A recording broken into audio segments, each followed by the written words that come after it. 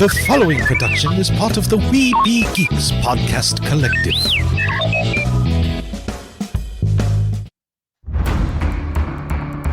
From days long ago, from uncharted regions of the universe, comes a legend.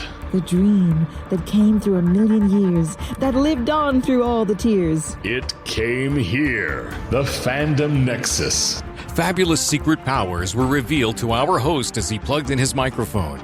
I have a podcast!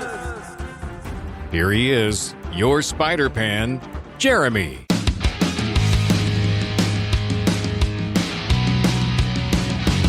Yes, hello friends, we are back, and we are celebrating 11 years. Okay, now, all right, granted, we've only been the Fandom Nexus, I guess, since COVID, and we used to be the Neverland podcast. It's been a long, long road, and a lot of changes have happened around here, but 11 years finishing out today, about to start a 12th season. Holy cow, I can't believe I'm this old. But apparently I am old. But, you know, today it's not just special because of that. No, we're going to go through, talk a little bit about some of the things over the years, because it'll be a great introduction we have some new people coming along here. Of course, now y'all know Francisco Ruiz. We call him the Game Master because he's created a game. Y'all got to hear from me before. We only did a segment with him before talking about a game he's created, and he's got some updates, I think, on that as well. I'm a little behind on y'all's podcast, but I referred to him as I had the word in my head all week, and then the word completely left my head, and it's not cantankerous or whatever, but he's kind of the naysayer of Retro Rewind, Captain Francisco Ruiz. I'm the captain of Retro Rewind. I'm not the naysayer. Well, there's very few movies that you guys do a retro review that you're not calling it tragic. Wow. It's true, though. Everything's tragic, and I had the perfect word for it, and it just completely left me. And I was trying to look it up. I was actually Googling C word for a person who doesn't like... Cantankerous, maybe? No, cantankerous is not, because you're not a cantankerous type person. You're just kind of like that person who has that opposite opinion. And you're always... Contrarian. Contrarian. Thank you. That was the word I was looking for.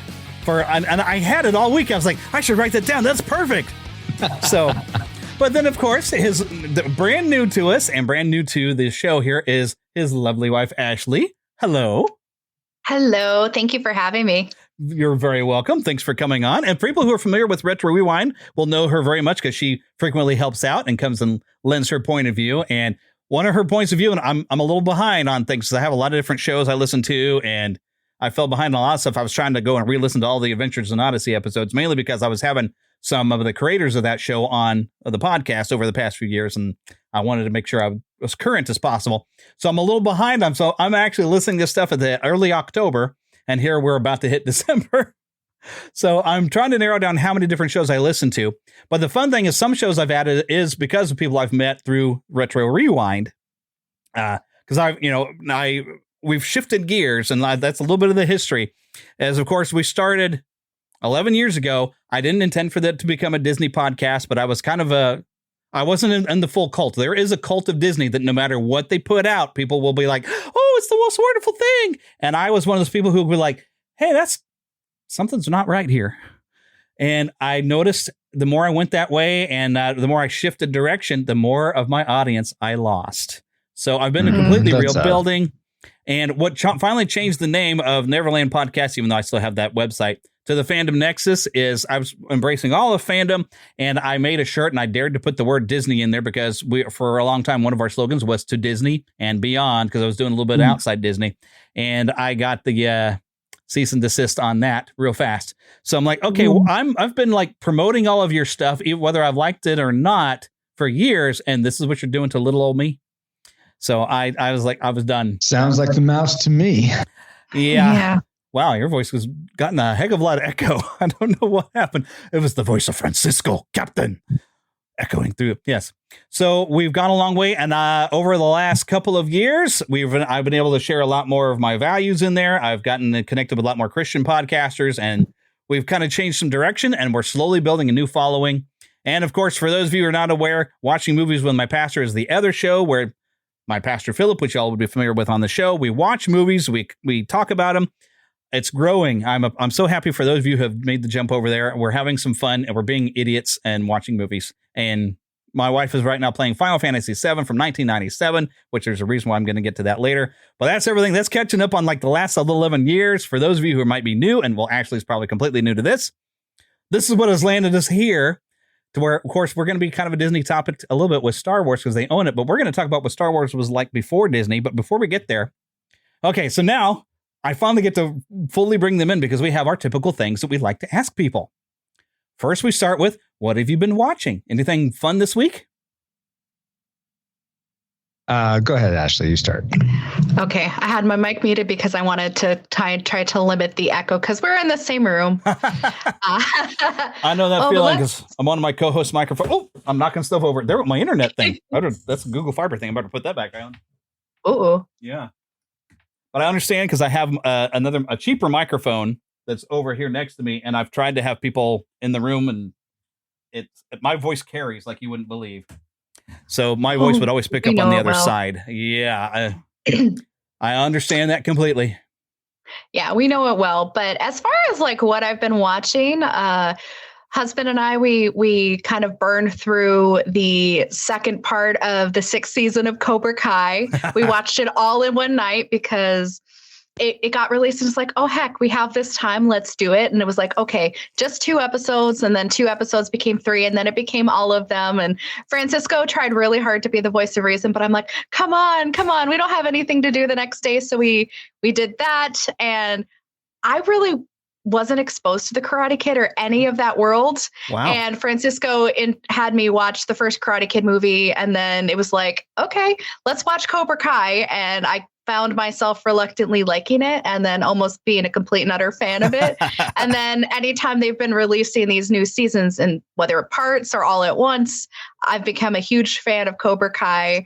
And we watched that. Recently, we got to experience the English release of Dragon Ball Daima as a Fandom event, and that was super duper fun for us. And the only other thing that I've been watching as of late is I binged watched every single episode of Team 4 Star's Dragon Ball Z Abridged. I did that over the course of this past weekend. I made it through all 60 plus episodes and I want to say like 6 of the 12 DBZ abridged movies that they covered as well. Goodness. So big DBZ fan. Apparently, yes. I tried to get into Dragon Ball Z, but I felt like, I guess they've recut these here lately, but I used to watch them when they would come on like Sunday mornings. And they spent half the episode talking about, I'm more powerful than you and I will defeat you because of this. Yeah, well, I'm more powerful and I'm going to defeat you because of this. Then finally, at the end of the episode, a punch is thrown and then catch us next week. And it happened over and over and it drove me crazy and I just couldn't. It's a slow burn for sure. But I've heard they've tried to recut to where they take a lot of the excess dialogue out and like just try to get to it. So I'm like, maybe I should try again, but I don't know where to go. If you wanted to go from the beginning, I have no idea where to go. Yeah, if you wanted to start with a lot of the filler cut, a lot more action focused, it has a faster pace, it's more faithful to the manga.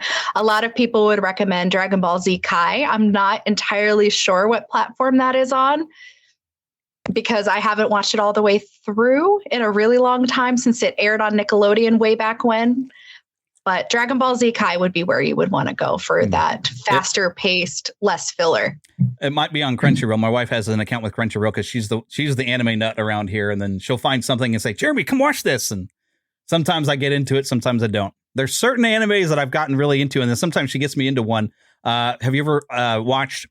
Oh, it's something about the Shield Hero. I can't remember the full title. Rising of the Shield Hero. Absolutely. Francisco got me into that. And we're left right when, and I love this character and I cannot think of her name, the little dog girl. And she's suddenly, we got to a cliffhanger where she's got people kind of trying to assassinate her because she dressed in a way like she's supposed to be usurping the royal family. Yes, I love her. And we cut off when she's supposed to be having assassins coming at her because she's supposed to be claiming the royal family because there's something she wore. And then we haven't gotten a new episode since. I'm like, Crunchyroll, come on. I think that was the end of season 3. Yeah, so, that was the end of 3. So we're waiting for 4 now. Yeah, we're waiting for 4. And we don't know how long we're going to have to wait. Probably because they got to make it. And then they got to translate it. And then they'll finally. My wife says this has happened to her a lot in a lot of different shows that she likes to watch on Crunchyroll. I'm like, okay, well, I'm not used to having to be patient. And I keep trying to get her back. I liked Fairy Tale. We started watching that, and then I think she's just fallen off the wagon of Fairy Tale because I'm like, can we watch some Fairy Tale? And she's like, whatever. So she's tried to get me. Well, there's another season of Cells at Work on Crunchyroll. So, and I like that one. And my wife's a biology teacher, so of course, Cells at Work is like she's all about it. It's educational and fun. So that's still kind of fun to watch. But there's not a lot of anime I get into. I think the first real anime I got into was the original Full Metal Alchemist before they did the Brotherhood series. Love that one. Have the complete set of DVDs that somebody made for me. So they're not necessarily legal, but that's okay. But I loved that one. And I actually think after reading the manga and seeing how the story went, I actually liked the first series better, how the story went around compared to the manga. It kind of, I know it had some really great ending battles, but when Brotherhood came out, I was like, this doesn't have the same emotional punch for me that the original series did. So, but yeah, loved it. Anyways, Francisco, you've been watching anything fun this week? Well, speaking of slow burn animes, I recently watched The Wind Rises. Ashley and I actually watched that together, but your expression, Ashley. It's a good movie. It's a Hayao Miyazaki Studio Ghibli movie, and it's good, but it is slow. I watched it for the Cellcast podcast. I got to be guest on there, and so that was it was a good movie, but yeah, slow. Probably won't watch it again. Also watched a little bit of Batman the Animated Series. Oh yeah. And watched. I think the only other movie outside of the things that Ashley mentioned that I watched the riff tracks of Birdemic Shock and Terror again, just because I enjoy it. That's like a comfort movie for some reason. I just really enjoy it. It's the look on Ashley's face at this. It's just very Never funny. again. Oh, come on. Well, of course, because you want to watch Laser Mission now, right? Oh my goodness. Are you familiar with riff tracks at all, Jeremy? I'm familiar with it. And my wife just doesn't get some of the humor when we would go and watch like Mystery Science Theater 3000. So I haven't watched a whole lot of it. And sometimes when I see little clips of it, they're just knocking it out of the park and funny. Sometimes they're just like, it feels like they're trying hard to make something funny. I'm like, not really, but I think you watch it mainly to watch bad movies. So I think the only full episode I watched was it was a movie that had David Hasselhoff, and they were trying to capitalize on the popularity of Star Wars. It's like some battle for the planets or something. And it's David Hasselhoff as some weird prince. And then there's this girl who's basically wearing a bikini for no good reason. It's supposed to be her like spacesuit. It's a bikini and she's running around. It is so bad, but it's worth watching people to make fun of it. And I completely forgot, but it's basically they sometimes they like to claim that, oh no, we were going to do this before Star Wars. I'm like, no, you're at Star Wars exploitation like everybody else, like Battlestar Galactica was. Everyone was trying to capitalize. I mean, heck, even Star Trek was saying, hey, Star Wars gives us another chance to make a movie. Let's try something. But yeah, I'll have to look that up and I'll send it to you. But Riff Tracks, I think it was Riff Tracks that did it, and it's on YouTube, and they made fun of it. And that's the best way to watch a really stupid movie is to have them there to make fun of it. So yeah, there's some bad movies I will never watch, like The Room. I'm never gonna watch it. I don't care. Some people think it's so bad it's funny. I'm like, it's probably torturous. So like Rocky Horror Picture Show, some people had me sitting. We just watched it straight through, and I said, this is horror, and I understand why people make fun of it, but the stuff they say is worse than the movie. So, yeah. But I'm trying to think now if I actually watched anything special this week, because I watch a lot of YouTube, and I've been like super busy this week with when I'm getting home, and then I've been trying to work up stuff for the podcast. I had to record 2 different episodes. I had to record, which I mentioned before, watching movies with my pastor. I've been having to do things with my wife and play Final Fantasy VII, which I'm trying to bring her into because really, if she loves anime this much, she would love the characters in a Final Fantasy game, especially this one. This is like one of my top games. And clearly, as I pointed the camera earlier when we started to my 7 Aerith figures, hopefully to be 8. Aerith is my all-time favorite video game character. She actually reminds me of my wife. And I'm trying to get my wife to notice this. So we've got her now in the game where she's gotten to meet Aerith in the chapel. And so I was, oh, well, what did you think? And she knew that I wasn't really trying to ask specifically about what her thoughts on Aerith were yet. But she's like, I like that she likes all the flowers and she wears the nice dress. And so she's in the fantasy thing and she's not wearing some stupid bikini armor thing. And I was like, well, okay, we'll take that. But what I told her is one of the things that made her one of my favorite, of course, wasn't a favorite originally in 97. She was my favorite character in that game. And I didn't finish it because gaming magazines spoiled what was going to happen, and I stopped. And I was like, I don't like that. So I kind of left it, and I started playing like Metal Gear Solid or whatever, I think back in the day.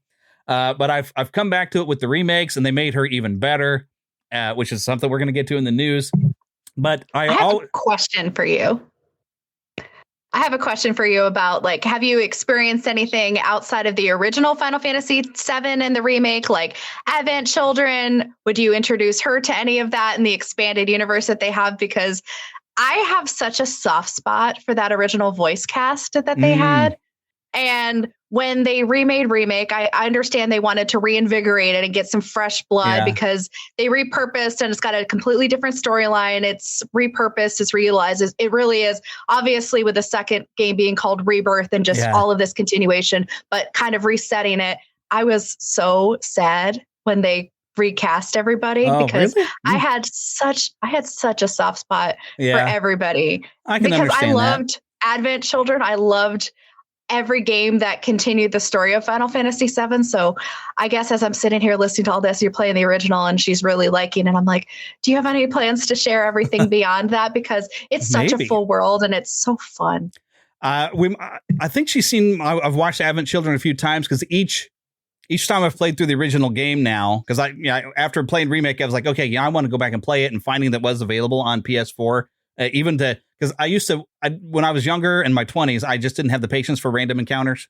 So I that was frustrating. So adding the thing there's like, oh, my favorite character in here is going to, all right, spoiler warning, she dies in it. Okay. 1997. What? Yeah, I know. The game is like however many years old. I don't know. 1997. I guess I was 20 at the time in 97. Yes, I'm an old bugger. Okay. But yeah, and one of the things that I was about to say, although you have a good question there, like one of the things that makes her special is you have a limit break, which is basically you've reached your limit. I've reached my limit. Do you hear? As Dursley would say. So it's like you're at your maximum anger. What does she do? She doesn't strike out at her enemies. She heals her friends. That speaks to me. It makes me think, is everything, wow. It's like she's a complete different type of person. And they were really able to expand in the remake. And Mina Suvari voiced Aerith in Advent Children and also did the Kingdom Hearts games, which I still haven't finished the first Kingdom Hearts because they're fun. Yeah. I am a diehard Kingdom Hearts fan. Played those games well before I ever played Final Fantasy VII. I knew of the characters because I had friends that played the games, dated people back in the day that played the games, loved Advent Children when it came out, but diehard Kingdom Hearts fan. And they use so many of those same voice actors more often than not. Yeah.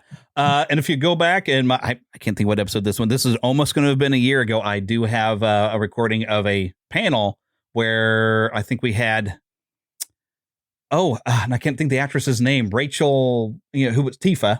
Rachel Lee Cook. Rachel Lee Cook was there along with a voice who was did voices for Superman and also was Sephiroth back then. And then I think we even had a Cloud voice who had done Advent Children. I think all three of them were, I have to remember, this has been a while, but I actually have audio of that panel. And it was fun to have them go and talk about working on Advent Children and different characters since then. I can't remember what episode number was. I was not prepared. I should have been. But y'all go check it out. I've got it entitled for anyone into the Final Fantasy fans. I have never been to a panel with anyone who voiced the original cast beyond the voice actor who played Reno. Ooh, cool. But he's fun because he voices a secondary character from the second Kingdom Hearts onward, and he becomes he's a baddie, and he has a fun redemption arc later in the game. But he's also Raiden in Metal Gear. In Metal Gear Solid. Raiden, the character that it's hard to like him because you wanted to play Solid Snake, and all of a sudden I'm playing Raiden, and I'm like, why am I playing this guy? He's a super nice dude. I got to meet him back in a convention in 2019. There's 3 pictures with him on Instagram. The only my only claim to fame is that we follow each other on X. So that's kind of fun. Yeah, there you go. So yeah, I can understand getting go ahead. I was going to say, it looks like your episode for the cast of Final Fantasy VII Advent Children is Fandom Nexus 459. There we go, 459. Francisco doing the research that I'm not. There we go. So yes, I had a great time actually at Planet Comic Con, which, by the way, anyone in the local area, or if you're planning on being at Planet Comic Con, I've put in a bid for at least one panel. We're going to have Dan Viets come back, and I know we're not a Disney show anymore, but I love the Disney connection we have to Kansas City. Dan Viets will come and share about Walt Disney's time in Kansas City, and even the influence that it has had on him. There's stuff you might not even know. I'm still waiting to hear back from people from the Walt Disney Hometown Museum in Marceline. Hopefully they'll come down and give a presentation as well. I think I'm going to have to call over there and say, hey, please come down again. This will be great. Because last year I tried emailing them. I never heard back. And then like the week of, I get a call from Kay Mallins from the museum. I was like, are we doing a thing at your Comic-Con? I hear it's this weekend. I said, I tried to email you guys. You guys don't reply. And I've now emailed them through 2 different accounts just in case one email wasn't working, but that is coming up in March. I don't have the exact dates, but for anyone planning to come down, that is a lot of fun. I do have Disney connections here in Kansas City still. So if y'all don't know like the entire history of Walt Disney Kansas City, if you ever decide you want to travel this way for a convention, you'll be shocked and amazed of how much stuff. I actually did a panel on, maybe I should do it again. We did a panel of what happened to a lot of the people that worked with Walt at the Laugh-O-Gram studio here in town, his first animation studio. A lot of the people who worked with him here went on to do things within Looney Tunes, Hugh Harmon, and Icing. They made Harmon Icing. I can't remember. Was it Rudolph Icing, I believe? I'm probably getting that wrong. Somebody's probably yelling at me now. But yeah, a lot of the great animation that we, of our generation, well, you guys are more millennials. I'm more of a Gen X. I'm that old. But you guys were born in the 80s. So we'll count you, as you would have grown up getting to watch some of these old classic Looney Tunes and Woody Woodpecker and all that. So I consider myself Gen X. So cool. He considers him. I'll call him an honorary because technically, yes, reluctantly, he is a millennial. I will embrace it because I was born at the end of 86. So I am firmly a millennial. Yeah. 9 years age difference. I'm an old man. But you grew up still getting to watch a lot of those old cartoons that like Gen Z, they're not getting to see it as much. Yeah. But I was spoiled. I'm so sorry. But a lot of those ones we grew up with, a lot of those animators, you'd be surprised, came from Kansas City. And if Walt's first business hadn't failed, who knows? We might have had the hub of animation here instead of Hollywood. Who knows? It could have happened. But, shoulda, coulda. But anyways, for anyone interested in Planet Comic-Con, will be in March. I don't remember the exact dates, but make your plans to come. And hopefully I get approved for my panel. I usually do for that one. That's been a popular one. We get a lot of turnout for that. So we are making plans. Okay, I think we've covered enough of what we've been watching. And so the second question, we always like to go and say, what have you been playing this week? I'll start this time. For me, I've been playing, lots of different things. I typically will play every week XCOM 2 a little bit. I always do an Iron Man run. I never get very far, but I'm hoping one of these days I'll push through and then I'll get somewhere a lot further and then die. But then I'll know I can finally do it. But right. Playing that, I played a little bit of Into the Breach earlier today just because I haven't played it in a while and wanted to fire it up. Playing Sea of Stars, still continuing through that storyline. I love it. Is such a good game. Ashley got it for me for my birthday. It's just wonderful. I bought the vinyl for myself, even though I don't have a record player. But that's a great game. I'm trying to think if there's any other things. I also play this little tactical CCG called Duelist 2, which you could play it on stream. It's like you have like a 10x10 grid and you can place characters on, and the characters themselves are all pixel art, which I really like. And then you just try to destroy the general of the player you're playing against. I feel like there's probably something else, but those are the main things I've been playing. Yeah, XCOM 2 is something on my list I want to try because I've seen some gameplay and it looks really cool but challenging. So yeah, I just have a stack of other games I'm trying to get through. I totally get that. Mm-hmm. The backlog, it's a real thing. So Ashley, what you playing? Oh, I'm more of a cozy gamer, comfort gamer, nostalgic gamer. I game in phases, and most recently, the 2 games that I have played is I was feeling a little nostalgic and played a couple of minutes of Star Wars Episode 1 Pod Racer on Steam.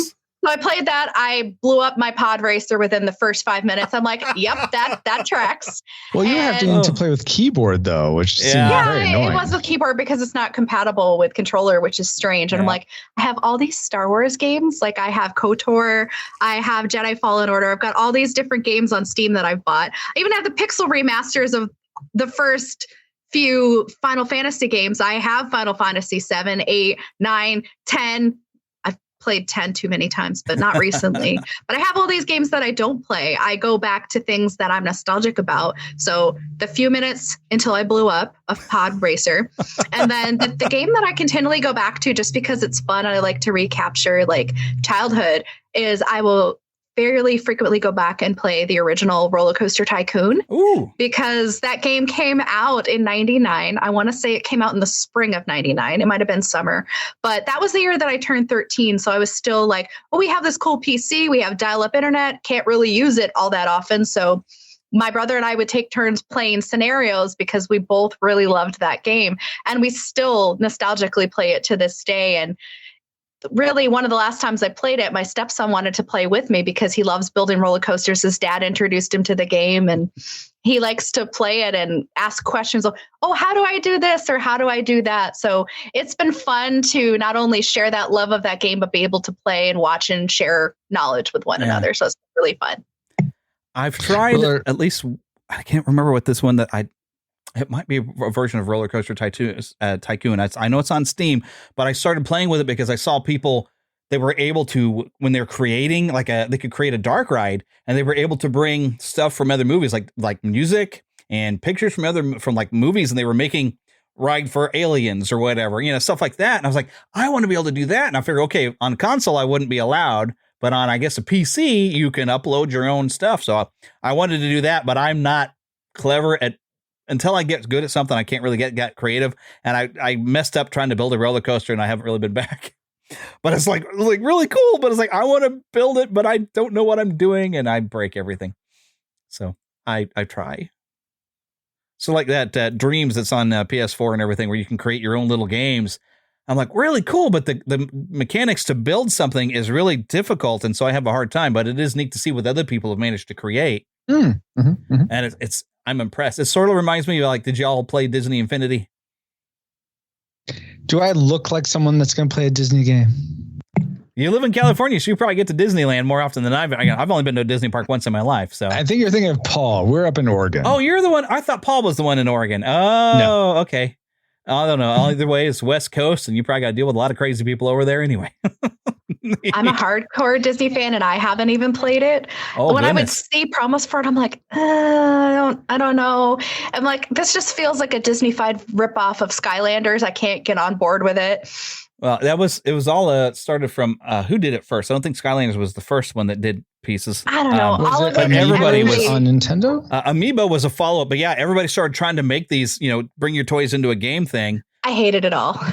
But Disney Infinity, you could create games basically inside of stuff, and then you could share them online until they shut it all down.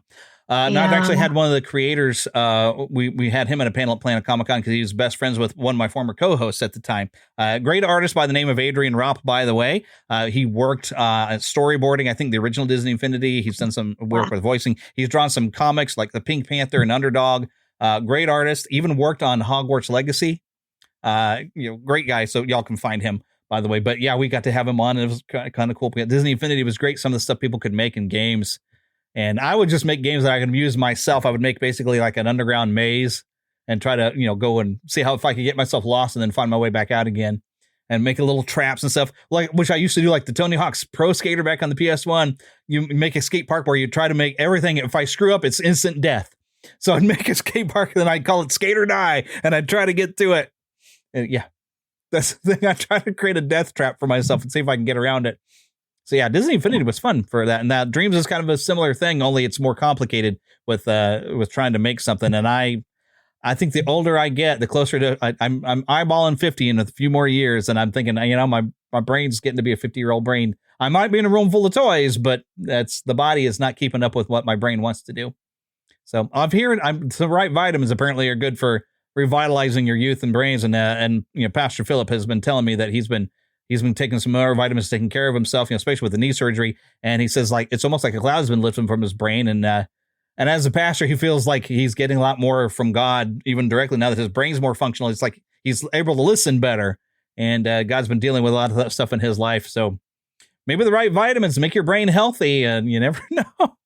So, yeah, I'm kind of thinking about that. That might help me to be able to think, because I can't keep up anymore. Anyways, enough of me talking about being old. I just feel my age when you talk about being 13 in 1999. I was like, really? I was 22. I hear it all the time. Yeah. Oh, my goodness. Okay. All right. So what have I been playing this week? Well, I didn't get a lot of time to play because I was working on stuff, and I'm still trying to get a Mocha effect to work in After Effects, where I'm trying to make some more promos for watching movies with my pastor. Mocha is supposed to be able to track, and I had some fun. For anyone who might have seen me share this, I was looking at my job where I make ads for local TV. I was looking for some happy holidays things to tag on because we're making Christmas ads. And randomly, there was this girl in a bikini on a green screen. I said, well, what? And then I got the weird idea. And because I have an Adobe account myself, I was like, well, I can, when on my home computer, I could download that same thing. And I grabbed a bunch of different clips.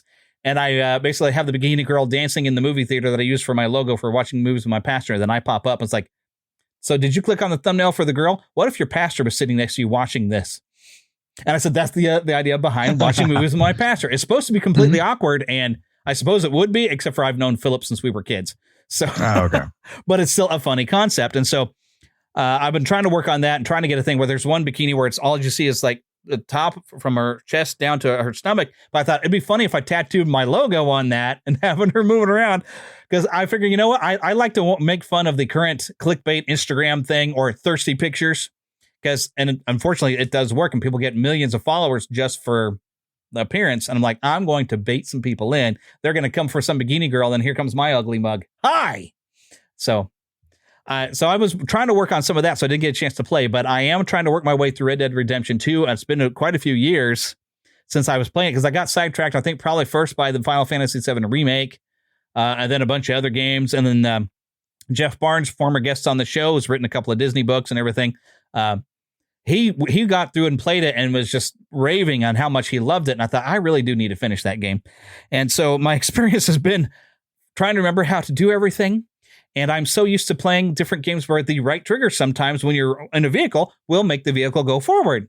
Well, in Red Dead Redemption, that's on the X button or cross button, however you're supposed to say it for PlayStation. So I accidentally will pull the right trigger up on my horse. And what the right trigger is, shoot somebody. So I will randomly kill some guy. And then I'll go load up a save, because I'm trying to be the Heart of Gold outlaw and be as white hat as possible for a guy who's supposed to be a train robber. So then now I was trying to remember, there's a button to get your horse to stop, and I couldn't remember which one it was. And turns out the button I was hitting was the one where you kick at things or punch at things from your horse. And I kicked a barrel over and got wanted for vandalism. So I'm trying to remember how to do stuff, and I want to get through it, but it's a good thing I got a little bit delayed, because I pre-ordered and I'm expecting through the mail the Capcom Marvel fighting game collection, where you have like the original X-Men Children of the Atom. I mean, this was my teenage to a young adulthood in the arcades was playing these games. So I'm looking forward to this coming. It's supposed to come in the mail. The post office says Monday. So on coming Monday, I might forget that I have a podcast to record or that it's Thanksgiving. I'll be like, well, when people come over for Thanksgiving, I'm like, hey, you want to come play this? Come on.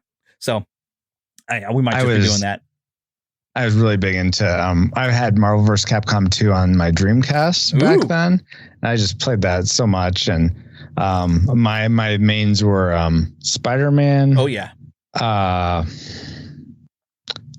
totally, Ken, because I'm a big Ken fan from Street Fighter. And I forget who my third one was, but exactly, Spider-Man. But yeah, I remember just having the like combos just totally like set. But when I would go to the arcade, I was just horrible. So I was like, I wish I could just take my Dreamcast controller and plug it in, and then I'd mop the floor with all these people. But no. Yeah. And the arcade version is usually a little bit more difficult because they're trying to get your quarters. And they want all your quarters. Yeah. Well, no, I mean, in terms of playing other people, I was just not good. But yeah, there's always. You owned those computers? Oh, yeah. There you go. Yes. Maybe.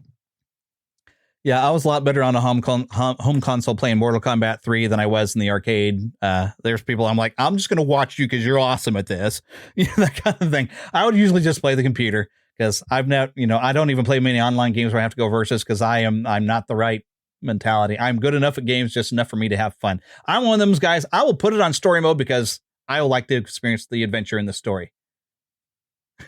Francisco's trying to fix the blur of his camera or something. He took I'm his telling my camera, I'm right here. My eyes are up here. Look at me. Focus here. See, if you're not Patreon members, you miss out on the fun things that happen on video. Like I want to, speaking of being the Spider-Man fan that I am, I don't know if y'all got to see what I have over here. So for my birthday, Philip actually got me one of the old classic Spider-Man 60s where he's wearing the cloth here with a young Crisis Core Aerith. And I have him buddied up because I've told my wife, I was like, seriously, honey, you're Aerith. You just don't know it yet. So that is kind of us as toys. So I put them together. My wife gives me weird looks when I do that, but I was like, dude, that's totally us. I'm the Spider-Man. You are the Aerith. Of course. For the most part, I'm just not a scientific genius. She's the scientist between the two of us.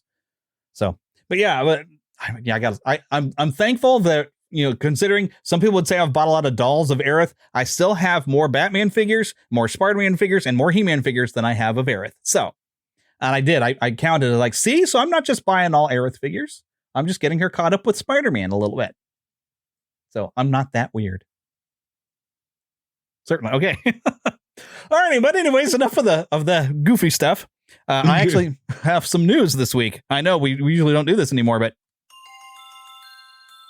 10 points for if you know where this music actually comes from. It's a MIDI file version.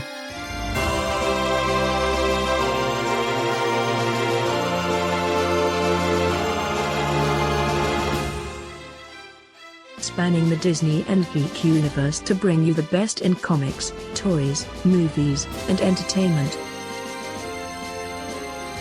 This is news from around Neverland. And I really need to make a new bumper for news because really we're not the Neverland podcast, but I still use that. But that was a MIDI file where somebody did their own version of the theme from Kid Icarus. Oh, I kept swearing that was Batman. Yeah. Kid Icarus, the game you started and you're like, Yeah, I mean, I still haven't finished it. It's a pretty cool game, tough. but it's tough. I never get very far. Yeah.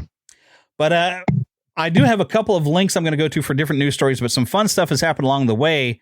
Wednesday, Ralph Macchio got a star on the Hollywood Walk of Fame and apparently very near to Pat Morita. And I've seen some fun video, him and Billy Zabka out there, posing around the star. Makes you feel good. Yeah, absolutely. Speaking of Cobra Kai and Karate Kid. So I don't really have any articles to share about that, but I've been seeing the videos and it's just very, very cool. Very, very deserving. There was one other thing that I thought was neat that I didn't put in my notes, so I won't mention, but there's something else. I was like, oh yeah, this was kind of a cool thing too. But I'll just go up to the things I've pulled up. This directly from Square Enix. Oh, I have to accept cookies real fast. They have won 4 Golden Joystick Awards, which I think this is mainly like Britain's awards. But let's see here. They won the full list of awards here. Best Storytelling, Best Soundtrack, Best Lead Performer, Cody Christian, and Best Supporting Performer, Brianna White. Now, what game am I talking about? Final Fantasy VII Rebirth. They even have some quotes that they posted to their Twitter accounts. Cody Christian, who voices Cloud, thank you all so much from the bottom of my heart. And he's got the little hands making things, and it looks like he's got a link or something. Maybe that's the link to the thing. And then Brianna White, who I think has been doing a fantastic job of playing Aerith, and which I really appreciate, being that she's my favorite of all time. And she says, Aerith reminds us all that life is so short, so fragile, and so timeless, so we might as well have fun with it. A beautiful and moving speech from the wonderful It's Brianna White as she accepted her Golden Joystick Award for Best Supporting Performer as Aerith Gainsborough. Oh, okay. Maybe that's what this... I was reading stuff I thought she tweeted, but I guess it's actually from Golden Joysticks, and they get... apparently there's some video of that. I'm going to have to check that out later. But I really appreciate them winning some awards already, and not only winning some awards, but there's also some nominations for the Game Awards. They are one of the top nominated games of this year, other than Astrobot, which Astrobot is more of a platformer. I don't really like 3D platforming, but that game is really caught on. Let's see here. Oh, but this is not listing just particularly the Final Fantasy VII Rebirth nominations. It's just got everybody's on here. But just to go through the game that I'm focusing on, Game of the Year is a nomination. We've also got Best Game Direction. Let me slide down here. I think they also, Best Narrative. I should have pulled up this article from somewhere else. But also, I will mention, Best Score in Music. That's got to be mentioned. And also, Brianna White, voice of Aerith, is also nominated for Best Performance for her work as Aerith and everything. And I hope she does it. You can, on the Game Awards website, which those of you who follow on Facebook over for the Fandom Nexus, I did put a link up there where you can go and vote for your favorite picks for all the different awards. And if you see a category that you don't know anything about, you can skip that particular thing. And I did that a few times because there were some that I was like, I haven't played any of these games. I don't know anything about this. And so, so I'll have all the nominations and the wins. And now I remember what the other bit of news things I've seen. Speaking of them being up for Best Music and Score, I learned something interesting this week. And not just the fact that Creeping Death by Metallica was actually a telling of the Ten Commandments movie. I just learned that today. If you all check out Professor of Rock. But I was just like, what? Okay. The song from Final Fantasy VII Rebirth, No Promises to Keep. Now, a lot of people have speculated that song is about Cloud or about Zack. The writers of there's a video now, the Square Enix Music on YouTube. They talk about that song is actually Aerith speaking to all of her friends because they're all special to her. And now that leads me towards my speculation. And I have hashtagged this. I hashtag Aerith lives. My point of view on this is that in this weird multiverse that we've been introduced to for those who've played Rebirth, she's alive in at least one of them. And Cloud is aware of that because we do see him kind of save her. Now, some people say Cloud's an unreliable narrator because he's got some serious mental problems and he doesn't seem to remember things from trauma. But I'm saying, though, in some versions, she's alive because that is clearly an I Want song. And any Disney fan knows an I Want song says if that girl does not or guy does not get what they want, we're all going to be disappointed. So she talks about this song that for maybe I hope one day that you'll find me. So game 3, I want them to find her. It'll be a complete divergence from the original story, but they need to find her. And I want her reunited with Zack, dadgummit. But yeah. Get used to disappointment. Don't break my heart. Don't break my heart, Mike. Okay, I'm sorry. I was about to go achy breaky hair mistakey on that one. But yeah, so that is some interesting things that I saw popped up in some news this week that I'm pretty excited about. The Game Awards, even last year, I think it was in the Game Awards where they first performed No Promises to Keep with Lauren Allred, came out, and she's a very talented singer. Apparently she's in the Hugh Jackman musical about one of the circus guys. Yep. The Greatest Showman. Thank you. She's apparently one of in my that least one. Favorite movies. I haven't seen. Well, yeah, you've got a lot of least favorite movies. Either. How dare you? Yeah, I'm trying to think of movies that you actually did enjoy. My goodness sakes, you didn't like Chicken Run. Yeah. And we got a new Wallace and Gromit either. coming.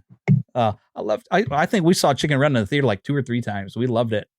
So I really like Frailty. I classic that up. I haven't gotten to that episode yet. Oh, okay.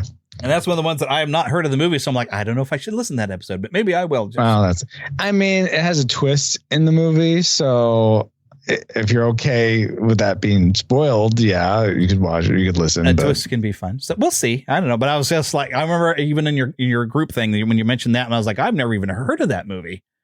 But I did see it pop up on Vudu as a recommendation for Halloween. So I was like, but I don't know if I should watch it. And I was thinking, if Francisco actually likes it, then maybe, because it's got to be amazing if Francisco liked it. Right? All the movies I love are amazing. I mean, that just goes hand in hand with Francisco. Toot your own horn, why don't you? He broke out the bugle. Oh, my goodness. Okay, but now turning the corner into main content. For anyone who has been like, hey, I haven't listened in a while. What happened to the trailer park? Well, the trailer park is now a Patreon or Red Circle exclusive. If you would like to hear me comment on any current movie trailers or occasionally a game trailer, it will be in those episodes exclusive, which I did just release one because there was a lot of trailers and I'm covering a lot of stuff from Angel Studios. There's a lot of great things coming in the coming months that I'm pretty excited about. We're about to go see Bonhoeffer this weekend. So I need to get out to that one. Did you get to see the best Christmas pageant ever yet? People have recommended it, but we haven't seen it. Oh my goodness. It's so good. So good. Little Girl About made me cry. I love kids anyway, and those kids did a great job in that movie. And when you have, I don't know how familiar with the story you are, because I mean, this is an old book.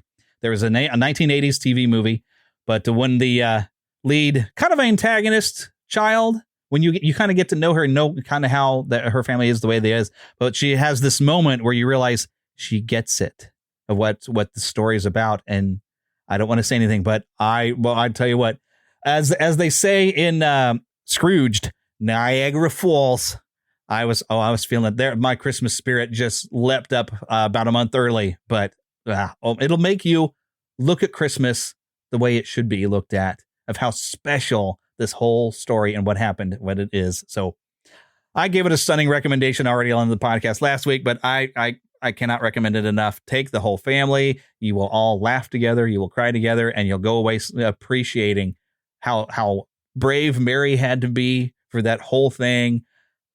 It's a great movie. Really loved it. And I'm kind of hoping now, because apparently there's a couple of sequel books, like the best Halloween ever and the best school year ever. I'm like, I've never heard about those, but maybe those could be made into movies. Dallas Jenkins, man, go for it, brother.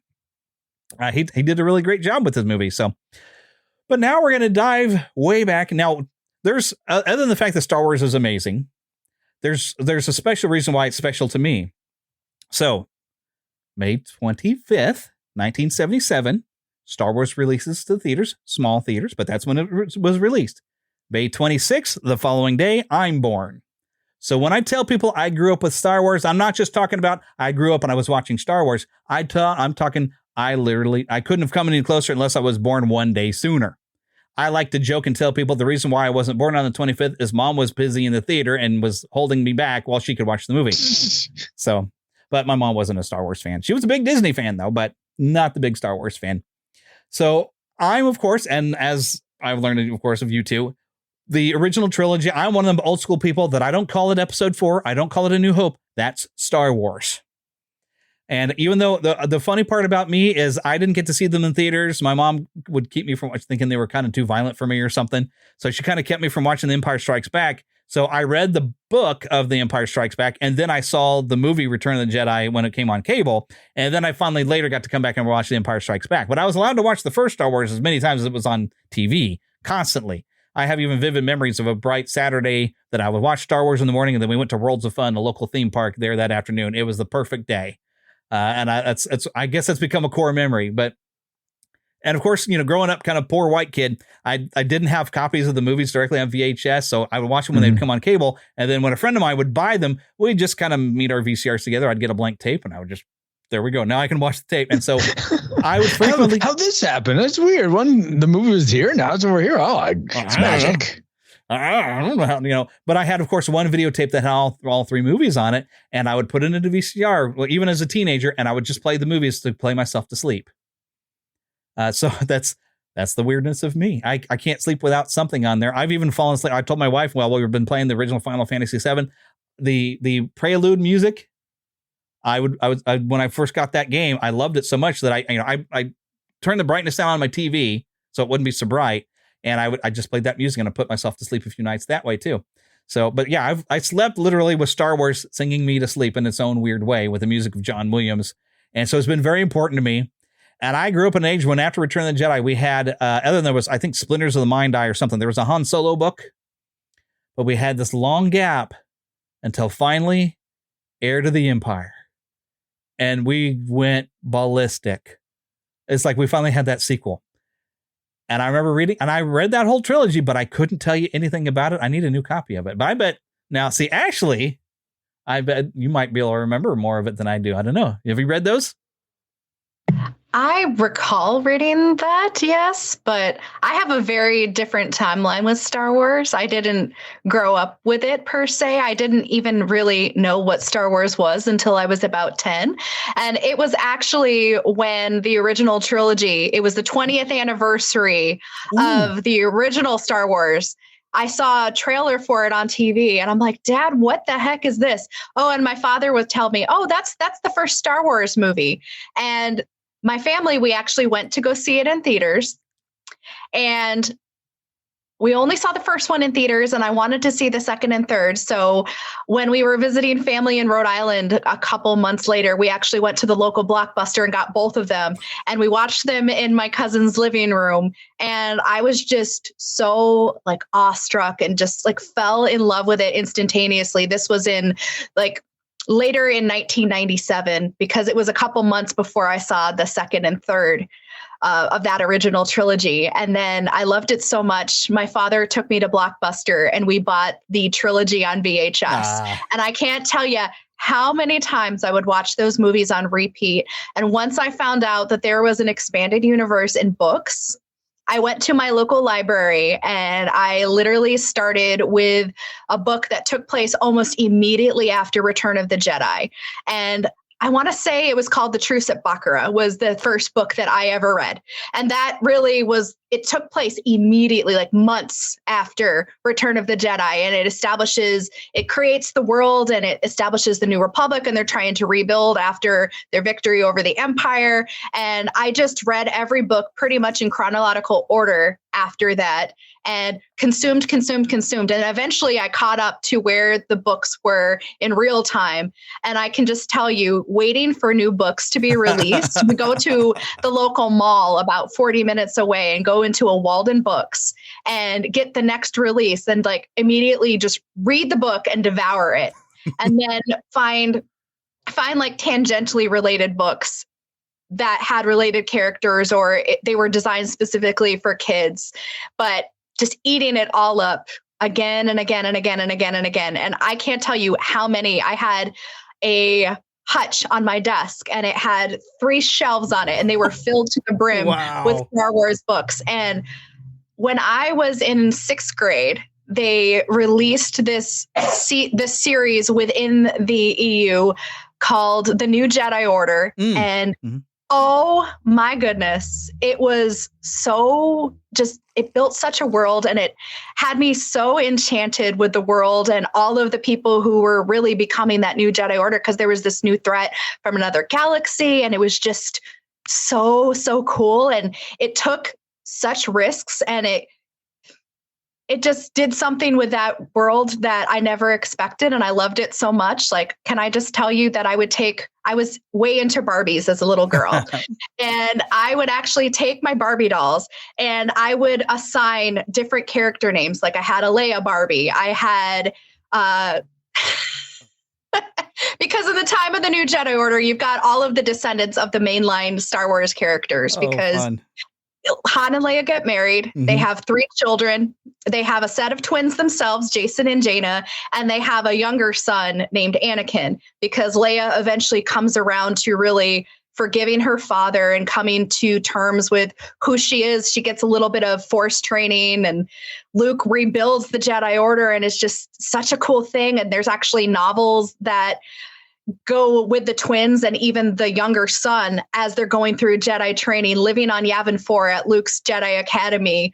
And I got so connected to those characters that I used my teenage Skipper dolls to be to be like Jaina and all the other girl dolls. And I had a doll that I identified as Luke Skywalker's future wife, Mara Jade. And I just went to town. I would create my own stories because I loved that world so much. I wanted to create my own adventures. And because I didn't have Star Wars figures, and they were always going to be like the little teeny ones. I'm like, no, I want to play with Barbie dolls because I feel like I can really build this world. And I did that for a couple of years until I realized, Ashley, you're 13. What are you doing? But I had so much fun doing that. But just the worlds that were built, the characters, and gosh, it was an experience just being around as these books were coming out, waiting months to a year for the next novel to get released, and just feeling so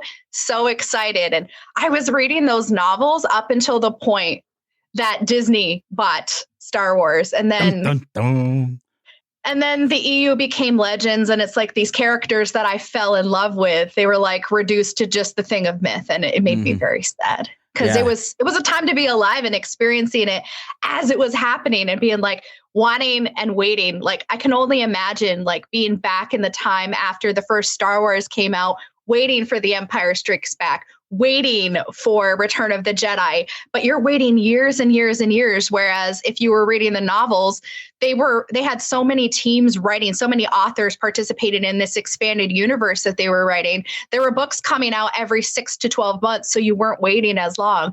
And they would take these different points, and even though you had so many different authors contributing to this universe, they were true to the characters that were developed, and they would just create and just build more and more worlds. And what a time. He-Man and the Masters of the Universe will be back right after these messages.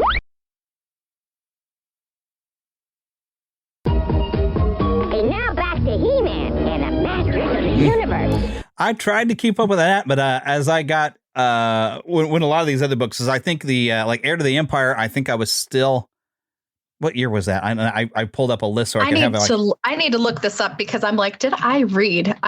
Yes, I did read Heir to the Empire. I did read that. I read the Thrawn trilogy. I read all of them, and they were gripping. Those were the first ones I remember they had at my library, and I remember having those and just shaking, seeing the blue face, and Thrawn was just such a villain. Mm-hmm. And it's just, even though you knew the Empire was gone, like his remnant, the Imperial remnant that he had, oh my, he was definitely a threat. Yeah, 1991 is when that came out. So I would have been I think it was, I was still an 8th grader at the time and in between, but it came out every year. 1991, 92, and 93 was for the original trilogy. So I was entering into high school in there, and I remember reading them, but I couldn't tell anything that happened other than I remember Luke being kind of abducted by Mara Jade, or Mara Jade. I call her Mara in my head.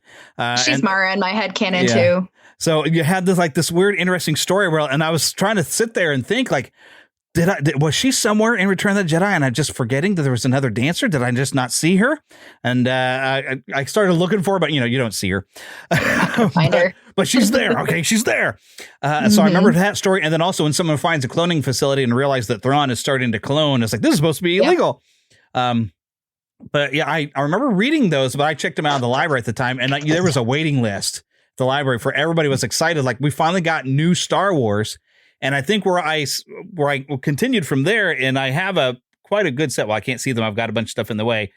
I have a whole bunch of the X-Wing books that were following Wedge as the new Rogue Squadron. And I have a bunch of those books, and I've only read maybe a couple of chapters of the first book. I would just collect them to have them, but I wasn't getting around to reading them. And I have a lot of books like that. And even now, I feel like I collect books, because I even have like 3 volumes that are collected. I have the entire Oz series, which I feel like I really need to read so I can tell people why Wicked is horrible. Read them all. I want to say there's between 14 and 16. I've read through it twice. And what I like to do is tell people the difference between the books and even the original Wizard of Oz movie, and how like the sequel that they made in the 80s, the Return to Oz movie, combines elements from 2 to 3 different books, but the books still do it better. Yeah. I know I've gone through like the audiobooks. So I've worked in offices and I've done the audiobooks of the first 2 books and realizing just how different it was. And I've even had a cousin tell me that even though they were aimed at children, they were making commentary on some of the political things going on at the time, apparently as well, that I guess if you know a bit more history, you can understand how it's related to how different characters actually represented to different people. Yep. But apparently this was like as big as something like Harry Potter would have been when those books were coming out, when these would come out every year. Absolutely. And yeah, so they I need to sit down and read them. Have a festival in the hometown of L. Frank Baum. He's from upstate New York. And they have a festival every single year, just paying honor to him and his legacy that he has through the books. I want to say that he is from a small town called Chittenango. I need to find this out. Oh, she's going to dig into that. But like other stuff I collected that I did read is there was some Spider-Man novels. Chittenango, New York. See, a very, very, very small town in upstate New York in Madison County. Now I kind of want to go check it out. That would be fun. Because I bet they do a whole thing where people are dressed up and everything. I could just see it in my head. That would be really cool. Chittenango's like an hour, about an hour from where I grew up in upstate New York. So. Wow, you went from one coast to the other coast. My goodness. Yeah, and went to Colorado for about 10 years in between. So at least you stopped somewhere to appreciate the mountains. It's weird. I always thought Chattanooga was in Tennessee, but I said Chittenango. Yeah, Chattanooga. That's what I Not said. Chattanooga, Chittenango. No, I think I'm hearing it right. I feel like Paul J. Powers is about to walk in there watching the wrong movie and hit the rewind button again. So if you don't get that, y'all need to listen to Retro Rewind, even if you'll never understand a single word that the onboard computer says. How dare you? It's very clear. I salvo authority is all I ever get, and it's because you keep repeating the salvo authority, and like, okay, I guess that's what it said. Salvo at the ready is what it says. Okay, whatever that means. It's very confusing. I think it's the accent your computer has. I don't know, but I never understand it. So the salvo authority, every time I hear somebody say that, I'm like, that must be it. Whatever that means. And the look, y'all are missing out on the look that Francisco has right now. But yes, I bet you deal with that every week. That's that part of the fun of listening to y'all's show, by the way, is you and Paul and your goofy banters that you kind of, it's almost like it's a planned thing. It's just the way you two relate. It makes it very, very fun. So there's a quick little plug-in, by the way. So yeah, I'm a collector of books, but not necessarily always getting them read. I have to be really super excited for a book to sit down on it. It's like and a lot of books I got through mainly because I listened to audiobooks in an office. And so a lot of the Star Wars books that I did get to go through when the prequels were coming out. And I tell you what, the prequels are special to me in their own weird way, because although we weren't even dating at the time, but my now wife and I waited in line for tickets to the Phantom Nexus, or no, the Phantom Menace. Okay. The Phantom Nexus, you had tickets to it? Oh my gosh. I know. Who knew? But yeah, the Phantom Menace, we waited in line for tickets. We went to an early showing. We went to that movie several times together. I never actually had a real problem with it. I mean, I understand, Jar Jar is funny at first and then it starts to get annoying, but I actually still really like the Phantom Menace. I still think it's a good movie. The only one of those movies that I still kind of waver on is Attack of the Clones, because I'm interested in Obi-Wan's detective story, but the love story falls so flat. It's so bad. Yeah. And I don't blame the actors. I blame the writing. Sure. So I think it's just really, really difficult to have somebody who's red flagging as he's slowly turning into his anger, and you see the dark side building in Anakin. It's hard to get behind him having a love story with Padme, and it's hard to follow. So I get that. But in between those, there's some really great books. And I have some audiobooks. There was one it's kind of a prequel to the Phantom Menace, and it follows Darth Maul around as he's given an assignment to assassinate some people. And your main protagonist is basically the smuggler type, scoundrel guy. And he's got a protocol droid that he's kind of redone and made into like an almost assassin droid.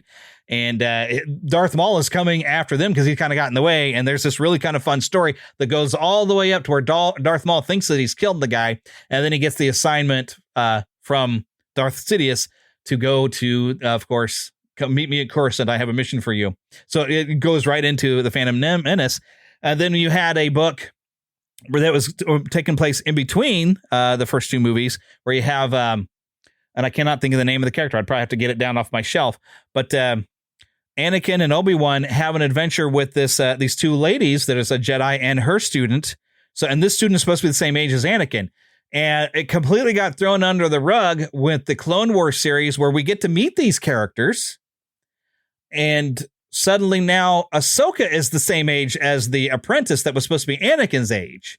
So It's like they used those characters, but they didn't treat them the same way the original author had done. And they even had the apprentice kind of go dark side and become a nemesis towards Ahsoka there during the Clone Wars. And I cannot think of the character's name, but probably people who watch Clone Wars series more than I have are probably thinking, oh yeah, that character.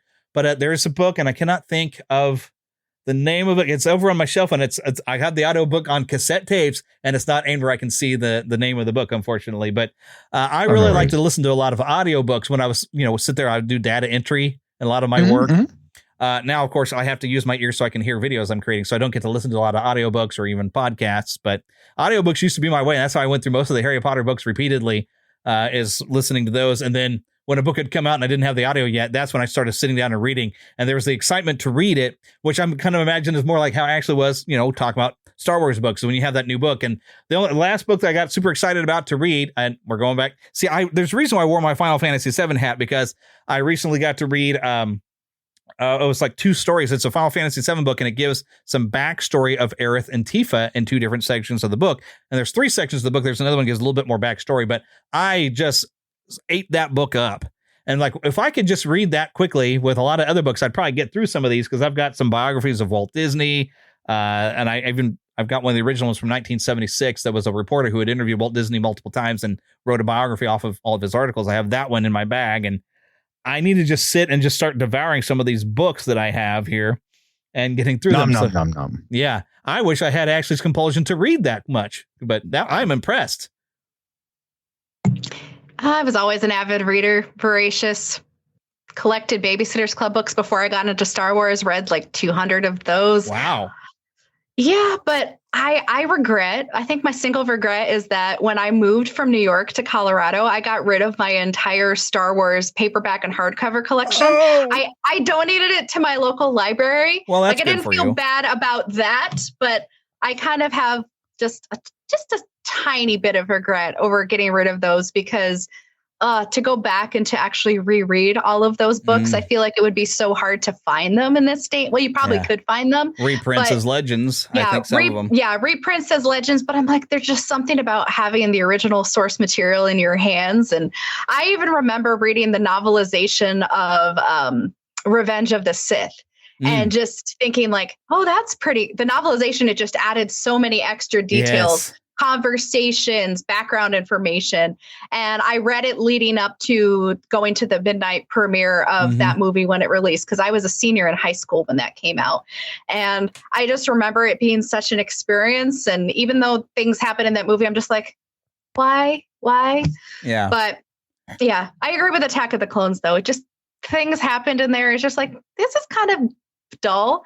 Usually the second one is supposed to like be like when everything is lost and people are regrouping. It didn't really feel that way compared to the original trilogy. Yeah, and getting the soundtrack first, hearing the Imperial March at the end, I thought, oh, he's going to have turned by the end of this movie. That's exciting. And then it's like, oh no, this is the theme for the Clone Trooper Army. And it's like, oh, okay. Because he was red flagging so bad. I'm like, how is there a love story? Because it's so cringy. Because you see him going kind of temperamental and everything, and he's holding me back and all this stuff. And I'm like, this is how is Padme supposed to fall in love with him? Because he's red flags everywhere. But yeah, with Revenge of the Sith, I read the book, I think, before seeing the movie, because the movie disappointed me. Is it feels like Anakin turns to the dark side almost on a whim, but then you get in the book and you have all these other scenes where he feels like everybody's betraying him because Padme is kind of in an early phase of the rebellion and meeting with all these people. And he doesn't, but Palpatine is like his mentor, and you see this devotion he's starting to develop to Palpatine, and he has the Jedi turning on Palpatine, Padme's turning on Palpatine, everybody else on there is like, y'all just don't understand. You feel like the tension is building, and you could feel it in the book. But then when all those scenes are left out in the movie, it just seems like he just snaps all of a sudden and cuts off Mace Windu's hands, and you're like, wait. And so I didn't buy him going to the dark side until what turns out to be a necessary scene when he goes in. And I will admit, a not very choice word came out of my mouth when I saw he was going to kill the children, because I love kids. And when that lightsaber popped, I had a very bad name for him. I should not have said, but I did. But that solidified. Okay, now I've got Anakin in my head as the bad guy. It's definite. He's turned, because that is like the ultimate nasty thing you can do. So, and I think that's why that's in the movie, because that's to help solidify in your head. It's like, oh no, we've lost the Anakin we knew from watching Clone Wars cartoon, where he was, he was a little faulty, but he was overall a good man, and we've lost him to the dark side. And we see what the dark side of the Force really seems to do to you and how it corrupts you. And you get that thirst for the power, and you hold on to your hate and your anger. And it's a lesson in our own bitterness if we hold on to it and we don't let it out or give it over to God, and what bitterness can do to you, and the darkness it can bring into your heart, and the anger and hatred, what it'll do, and it will change you. So there's your spiritual lesson for today. Let go of that bitterness, forgive. And if Anakin maybe had more forgiveness, perhaps it would have changed. But we get to see, that's why I like the redemption story we get in Return of the Jedi, because Luke, as you're talking about Leia having to be able to forgive her father, Luke had to find a way where he's like, no, there's good in him. There's good in him. My father is in there. And that's I think I will say honestly, a lot of people will of the trilogy will poop on Return of the Jedi as being terrible because they don't like Ewoks. How do you not like Ewoks? Return of the Jedi is the best of the three. Yes. Exactly, because Not the redemption my story. favorite, but I love a good redemption. Honestly, Yes. honestly, redemption stories are my favorite because if you ever do venture on into Kingdom Hearts, there's 2 big redemption stories. Okay. They happened with my 2 favorite characters. All right, careful, because I'm like halfway through the first one. I was starting to play Kingdom Hearts again. I started over from the beginning of it because I have the set where it's like, and I even recently got the third one because I found it like for $5. So I've got it's the set from PS4 that had all the little side games even. And so I'm still trying to replay the first one, but the pull to go back and play Rebirth again was too strong for me. So I was went back, but I'm going to come back. The game mechanics are challenging for me, but yeah. But part of what makes like Empire Strikes Back, yes, it is a great movie. And I understand a lot of people, that's their favorite, but I think I've heard, I think Sam Witwer is where I heard him talk about it. And Sam Witwer, you know, he's done some Star Wars video games. He recently got to play Captain Kirk. For anyone who's gotten to see that little short that came out this week, Unification and some numbers, he got to play a version of Captain Kirk and they put William Shatner's face on him. It's amazing. But Sam Witwer, I heard him on a podcast saying The Empire Strikes Back is great because of what we get Return of the Jedi. When you take everything you learn from Return of the Jedi, that the Emperor hasn't driven the goodness from Darth Vader fully, you start to look at The Empire Strikes Back as Darth Vader's hunting for Luke Skywalker, not because the Emperor tells him to, because that's my son. My son is alive. I want my son back. And it's why Darth Vader is trying so hard to get Luke to join him, because he doesn't see his way out of becoming from the dark side. And he thinks him and Luke together could overthrow the Emperor, but he wants his son back and he'll do anything to get it. Because he could have killed Luke, but he holds back. He holds back. You can tell. There's times he angled, but he took his hand and disarmed him, but didn't finish him. He tries to get his son to join him. And when you add everything you learn in Return of the Jedi into Empire Strikes Back, the weight of everything just makes Empire Strike Back that much better. And so, all Absolutely. You who love Empire, the reason why you love it, and you'll never admit it, is because of Return of the Jedi. I love them both. Yes. Both. I just love the grittiness. Of Empire just a little bit more. And I think it just immediately goes for me. I'm always just about, I love you. I know. And that yes. I'm a hopeless romantic, and that just gets me every single time. And I just love in Return of the Jedi when she takes her helmet off and she's like, someone that loves you. And I'm just like, yep. But yes, they build off of each other. Too. And yes, there is that beautiful redemption. I don't feel like so many Star Wars properties now know how to do that anymore. Yeah. But this is why when I saw the very first Harry Potter movie and I wasn't familiar with it, I got a free pass to go see. I call it the Philosopher's Stone, but it's the Sorcerer's Stone. I know, but it's supposed to be the Philosopher's Stone for anyone who knows folklore of that. But anyways, when I was first introduced to these 3 characters, being a Star Wars fan, I clearly saw Luke, Han, and Leia, and I was like, oh yeah, Ron and Hermione. I was sold on Ron and Hermione from the get-go. I was like, yeah, she's kind of the uppity type, strong, smart, intelligent Princess Leia. Ron is the scoundrel.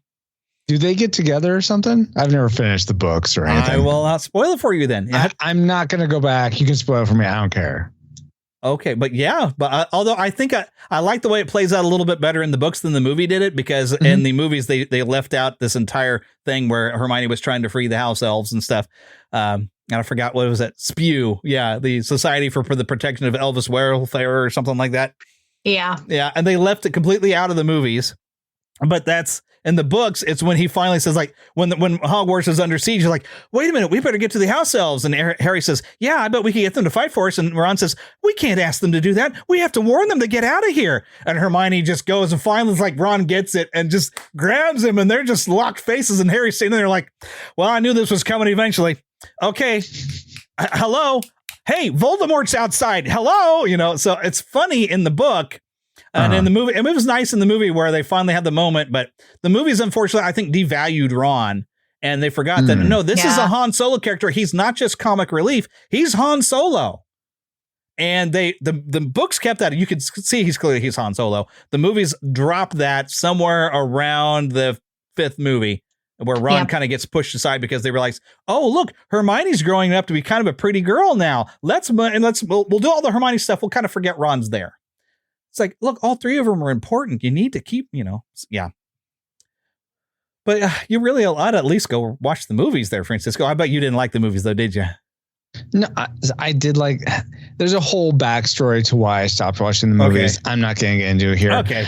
I may one day, but it's like there's so much else to watch. There like is. Cobra Kai season 3, part 3. I mean, season 6, part 3. Hang in there until February. That can be your Valentine's Day. Oh, yes. There were the season that released actually on New Year's Eve a few years back. I think it was season 5. Philip and I just sat there. That was how we waited for midnight. We just watched the entire season. That's awesome. Day well spent. Yes, it was. The night well spent. And then, of course, we finished just in time for me to get on Animal Crossing to celebrate the new year with all my little animal friends on the Switch. So, yes, I'm still a gamer. I love my games. So, wait, but you game? Next thing you're going to tell me you play Final Fantasy VII Rebirth. Yeah, like multiple times, and I still can't platinum the thing. I'm lacking the skills.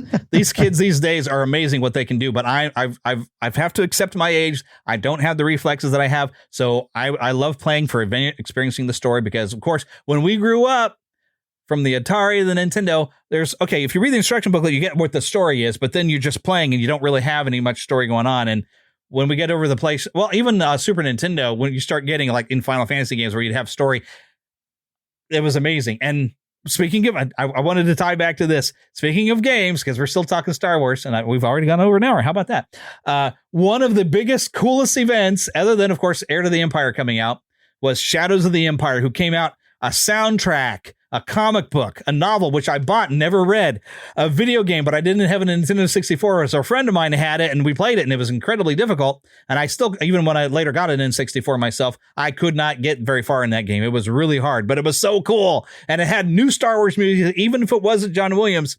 The media event that was Shadows of the Empire, new toys were coming out for it. And that was just an event. And I'll let you all comment on what that was like for y'all. Yeah. Well, I was going to say, I remember we got Shadows of the Empire for the N64, and it was so cool. I mean, the opening stage, playing Hoth. We had me and my brothers, we had Super Star Wars and Super Empire. Well, good for you. I do not like it in my old age.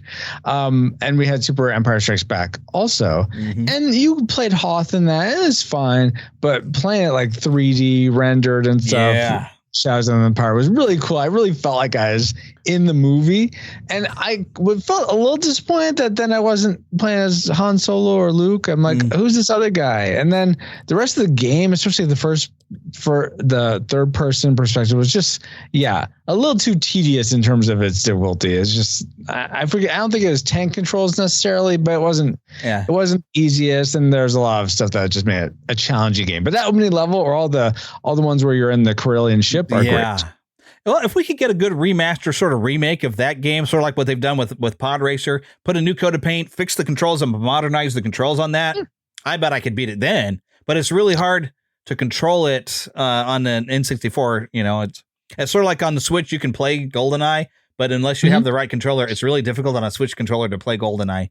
So it's really, stuff was really designed for a very specific controller, and it's hard to work with, but nice, comfortable PlayStation controller would be great. So, hey, there's what is the name of that company? Aspire, who's getting the rights to the old Star Wars games. They've been re-releasing Knights of the Old Republic, doing a very nice job of it. I'm hoping at some point they're going to re-release Shadows of the Empire and fix the controls and make it a little easier to get through, because I'd love to still play it and experience what the story was, and maybe even voice it instead of just reading the captions. That would be fantastic. So I kind of hope that is somewhere in the back of somebody's head that they're going to do that, because I would be all about it, because I love playing the old Star Wars games. I have not yet picked up where they remastered Dark Forces, but I did play the original Dark Forces. I used to play that all the time on PlayStation. Love that game. I didn't really get to play too many of the sequels, although I think I own them on Steam. I just don't play a lot on my PC. I play mainly on a console, where they did where your main character in that became a Jedi. And they did a lot of people, I think, forget Dark Forces exists because you suddenly have Jedi Academy games and it's like, no, we're still playing as the same guy from Dark Forces. It's just now he's a Jedi master, and Yeah, I never got that. I never got far enough in Dark Forces to realize. I think I knew that sort of in the zeitgeist, but were you ever familiar with? Did you play Dark Forces, Ashley? I know you played several Star Wars. Yeah, none of these games I have any context for. I've heard of Shadows of the Empire. Sadly, we never had it. The only Star Wars games we ever had, we did have all 3 of the Super Star Wars games on the Super Nintendo. Jedi was my favorite. Yeah, that was fun. I loved this stupid cruiser that you piloted on the way to Jabba's palace. I loved that level. We had Rogue Squadron and we had Pod Racer for the N64. And I spent more time playing Pod Racer than Rogue Squadron. I know that my brother spent so much time going through all the stages in Rogue Squadron, and he eventually got, I don't know if it was a cheat or if you unlocked it to finally get the Millennium Falcon in the game, but I just loved that was in there. And I loved the Easter egg in that game that they had that cruiser that Anakin piloted in Phantom Menace. I thought that was such a cool Easter egg in Rogue Squadron that was there. And the only other Star Wars game that I remember playing was, I want to say, was it a Nintendo DS, The Force Unleashed? How you were like this, basically like recruited by Darth Vader, and you were kind of his like extension. You were his protege. Yeah. That was really cool. But eventually, like, they make a sequel, and he turns his back on Darth Vader, and he like he has a redemption arc too. I never played all the way through, but that would have been really cool. And I look through my Steam collection. I'm like, I have Jedi Academy. I have Fallen Order that came out recently. I have all these Star Wars games. Why aren't I playing them? Because you're reading books. I haven't read any Star Wars books since they were declared legends. And it makes me a little sad. I've read one single book in the new canon, and it was just a prelude to the Star Wars Rebel series that came out that Disney Channel did a couple of years ago. And it was just kind of meh. Yeah. The Rebel series was actually pretty good, though. I did like that. I enjoyed it. Yeah. But the book that led into it was just kind of not good. Meh. No. It's called Rebel Dawn. It was just kind of meh. Yeah, but speaking of Sam Witwer, the Force Unleashed, Sam Witwer, who I was talking about earlier, who had said all the stuff about Return of the Jedi, he's the guy who motion captured and is modeled for your protagonists there in the Force Unleashed games, by the way. Big Star Wars fan. That guy's awesome. Yeah, I think he's voiced some stuff in Clone Wars as well. You'd have to look him up. Really cool guy. But anyways, go ahead, Francisco. I just going to ask if either of you had ever played the Star Wars, I think it's Star Wars Galaxies, the massively multiplayer game that was out several years ago, but then it got nixed. Yeah, it got killed. Nope. I didn't play that one, but I've played a little bit of the Old Republic. I've got a Sith character created in there. I haven't played in a while because I need to find more people that I can get together and play with, because an online game is fun, but it's only fun when you have your friends to play with. And that's even like the old City of Heroes game. I had people that I met in there and I got part of a big Justice League kind of grouping. And then like our head guy, there was something that happened, and next thing you know, they disbanded us. And I couldn't find anybody that I was having fun playing with anymore. And it just, by myself, it wasn't fun anymore. And so a lot of games, it's more fun when you have other people, but the way the modern world is, trying to interact with a lot of online people that you're not that familiar with on the game. You never know what you're going to get. And so I do play a little bit of Final Fantasy 14, which is an online, but I kind of just do stuff by myself. But with any game, I'd have more fun if I have more people that I know that I play with. And for a little while with the Old Republic, there were some people that I know from like another podcast that it was them and his gaming group and everything. I'd kind of meet with them. We'd go play that and some other games. I need to find a good gaming group to play some D&D with, because I would like to play that, because it's completely changed since I was a kid. And I want to play in a good gaming group to play some D&D. And, Mary Howell of Nerds and Jesus, I think, is part of some sort of group. I need to like bug her. I'm like, can I play with you guys? Yeah. So it would be fun. So I need to find a good gaming group that I can meet with like on a regular time. And the thing is like everybody's like different time zones. Like, as you guys being the West Coast, for you, like at 7 o'clock thing, it's 9 o'clock. And it's, the older I get, the more, like 8 o'clock is I'm crashing. So, yeah, totally get that. I understand. Oh my goodness. It's kind of funny, the weird camera thing's going on. Ashley's like trying to fix something, so like she just disappears. And then we're up close. So many issues. Yeah, having issues trying to get it to work because all the flickering and stuff. Yeah, we're trying to get good quality for you, Jeremy, but we just it just may not work. Cameras, and they're just like. Yeah, and you forgot to unmute yourself, so we're hearing you through Francisco's mic. Even better. There you are. Okay. Yeah, everything's just flickery and angry and. Yeah. I apologize. That's all right. I haven't had a seizure yet. Okay, well, I don't have this, but I'm glad Philip's not here because he's had 7 brain surgeries, and that probably would have bugged him after a while. But I'm fine. I'm twitchy without that. So okay. We're fine here. How are you? Exactly. We're in conversation anyway. Oh my goodness. Okay, well, I think we've covered most of what the expanded things, all of what I call the pre-Disney Star Wars. And I remember being super excited with the sale of it and finding out they were going to be making new movies. And then we don't have to get into it really, but I remember going through to see The Force Unleashed or The Force Awakens and saying, this feels like a fan film and not a real Star Wars movie. Something's wrong. And I tried, I was still doing a Disney show. I tried to justify some stuff on those movies. I even bought a book and I couldn't. I was like, the Last Jedi book. I bought it. I was like, no, I bet some details are missing, but I watched it once, was okay. Took my wife to watch it the second time, thought it was okay. By the third time I watched it, I was like, there's some serious problems with this. And now I hate that movie, even though I own a copy. So I'm one of them people. I used to say there was only 3 Star Wars movies, but you know what? The Disney movies made those prequels fantastic. So there are 6 Star Wars movies, but there are also some bonuses because Rogue One was amazing. I still even like the Han Solo movie. Mandalorian until that last season was pretty good. I even like the Boba Fett series. Andor was pretty good. It's a slow burn, but once it gets going, Andor was good. So, I mean, there still has been some good stuff. But really, we don't count any of those sequel trilogies. They don't exist. Sort of like there's only 3 Indiana Jones movies. We don't count those. Exactly. Only 3. Exactly. 3. But that's because I'm old school. I'm a grumpy old man, and I'm allowed to be that way. If y'all enjoy the other stuff, you go and enjoy it. I'm not going to stop you from enjoying it, but I will stop you from enjoying it because why would you do that to yourself? Come on now, you're smart. You're listening to the Fandom Nexus. You're obviously a smart cookie.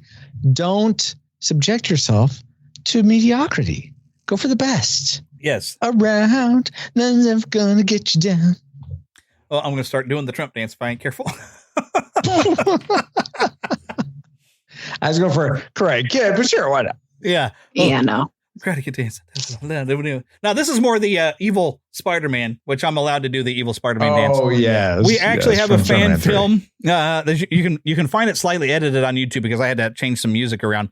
But we did a fan film called Supers that I broke into episodes onto YouTube. And at one point, we're mocking Spider-Man 3, and because I'm playing Spider-Man and I'm doing the thing. But we actually did a parody of the Civil War when it was happening in comics before Marvel actually made a movie about it. So we had an aftermath of what happens post Civil War 1. What if the entire thing had also happened in the DC universe? So I'm Spider-Man and Philip is actually in there playing Superman. And it's what happens a few years after that we've been forced to retire and we've gotten a little out of weight, but now something has happened and we're making a comeback. And it ends up being like a little bit Clerks. And I try to go as low budget looking. So our Superman, our uniforms are basically like T-shirts. And I have I have a stocking mask I put on because I was going for as poor budget as possible because unless you have a really big budget, you shouldn't try to be making a serious fan film. But if you're doing parody like we kind of were, it works with the bad costuming and a little bit of improv. Basically, we did a lot of improv. We didn't write a script. We said, here's what happens in this scene. Start rolling. So me as the editor, I had to go through and try to figure out, okay, this is funny. This was stupid. This is funny. And so, yeah, so we actually have a fan film. Now, what was it that triggered me to remember that? Yeah, there was something else said that I was like, that reminds me of this movie we did. And it's on YouTube. It's on my personal YouTube if you go search for Spider-Man it might be the Spider-Man on YouTube. Oh, I think the Spider-Man 3 dance. That's what triggered you. Yes, there we go. Because I literally did that thing. And I was like, hey, dig on this. That movie on fire and let it out of its misery. You know, the director's cut of Spider-Man 3 actually is a little better.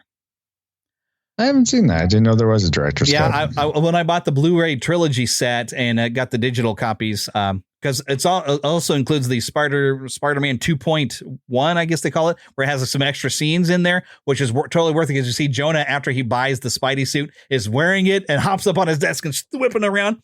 So you get to see what Jonah's really like. Oh, the 2.1 is great for the bonus scenes and the extended subway sequences on there as well. But Spider-Man 3, there's I don't know what it is, but there's something different about that other cut that actually made it, I feel like a little better. But Spider-Man 3 probably would have been better if we hadn't tried to make the Sandman the guy who killed Uncle Ben. But I think the problem is that Sam Raimi does not really like the whole Venom thing, but everybody was pressuring him to do something with Venom. And instead of going to the writers who did the first 2 movies, he found some different people to write it, and they came up with their own version to be able to get Venom. And I understand you need to have Peter to have a dark side come out, but that was probably not the best way to do it. Mm-hmm. And I remember even, because I bought the novelizations of all 3 because I'm a Spider-Man fan. And I was reading the book before the movie came out, and I was like, I should probably stop reading this. I'm spoiling it. But I was like, something doesn't feel right. I just don't get it. Something's just not sitting. And I was like, ooh, and I finished the entire book before I saw the movie. I was like, I don't know. I was like, I'm going to go see the movie. The movie's going to be better. And I was like, there's stuff I like about this. The epic showdown at the end is pretty epic, but it didn't work. And then when I saw that disco dance, I was like, what in the holy snot are you doing? Yeah. It would have been better. It would have been better off if the suit had just found him and started making him more angry. Mm-hmm. You didn't have to have him have a reason that the suit was attracted to him. You could have just had the suit find him and just latch on, and it just happened to have been him. And it could have happened to anybody, but it just happened to have been him. That would have been okay. Yeah. It didn't have to be drawn to his anger. It could have just, it puts its own mind into you because it's a symbiote. It's got its own will, as we've, gotten to see in those Venom films. And so I like the way that they've made Venom as almost a separate entity and talking to Eddie, because like, yes, that's Venom. We could have really done that with Spider-Man 3, and we could have gone to a Spider-Man 4 where Eddie Brock will get the symbiote maybe at the end of the movie. Because there was talks that Spider-Man 4 was already on the roll. We were going to get Vulture played by Michael Keaton? No, not Michael Keaton. We were going to have the one actor. He's another bald guy, and he's such a great character actor. Francisco Ruiz. And you're not fully bald, husband. You don't count. He's a great actor. They even made a movie. Stewart? They made a movie about actually being inside his head, where he's basically playing himself, but other people are supposed to be controlling his brain. Yes. Inside John Malkovich. John Malkovich. Yes. That's John Malkovich was signed on to play the Vulture, but because Spider-Man 3 went so bad, they canceled Spider-Man 4. But it would have been great. Malkovich as the Vulture would have been. I mean, I love Michael Keaton, but I hated what they did with the Vulture character. In that movie, they completely wrecked Spider-Man in that movie. I did not like Homecoming. Now, the other 2 that they've done recently, I did enjoy, but all the stuff I was excited about Disney buying between Lucasfilm and Marvel starts out okay, but somehow or another just. And I no longer find myself, when I see a new Marvel thing coming, I don't get excited anymore. It's like, I used to get super excited about these, but I don't anymore, and I should be. Now, although granted, I have enjoyed like those latter 2 Spider-Man movies I've liked. It's just Homecoming I didn't like, and I think it's because they took a character, Michelle, who has popped up in the later years with Spider-Man as someone he was kind of roomed with, and she was kind of an antagonist and just pretty much the same nasty personality that Michelle had. And but having, I don't know, turning her into MJ was the final straw. I was like, I'm sorry, no. You don't do that. If anything, if you want to have somebody different besides Mary Jane, you bring in Gwen Stacy, like Amazing Spider-Man movies did, which I actually enjoyed both of those. Or Black Cat. Come on. Yes, Felicia. Can we not have Felicia and the Black Cat? That would be awesome. I know she's a Catwoman ripoff, but I love Felicia. She's such a cool character. So yes, there's so much that could have been done that hasn't been done, but I'm trying to hold out hope because I like the new design on the Spidey suit that they showed briefly at the end of that 3rd Spider-Man movie they did. So I'm like, okay, let me see what you do. Tom Holland is not bad as being a Spider-Man, but he's not my favorite. But he's pretty good, and I love his passion for the character. So he hasn't been terrible, and I even kind of liked him as Nathan Drake a little bit. The Uncharted movie wasn't horrible. It would have been better if it was Nathan Fillion as Nathan Drake. Heck yes, brother. You and your favorite Nathan. I cannot disagree with you. You're totally right. Romance alone. It'd have been fantastic. And I would love to have seen Nathan Fillion play Green Lantern.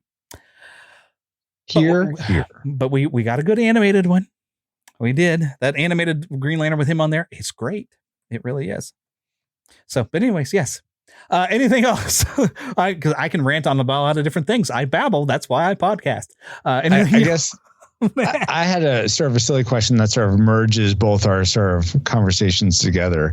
Is there a superhero that you guys feel like it's kind of like they're just using the Force? Like, do you feel like there's any superhero at Marvel or DC where it's like, yeah, you're just using the Force now? Like, you could just be in Star Wars. Jean Grey.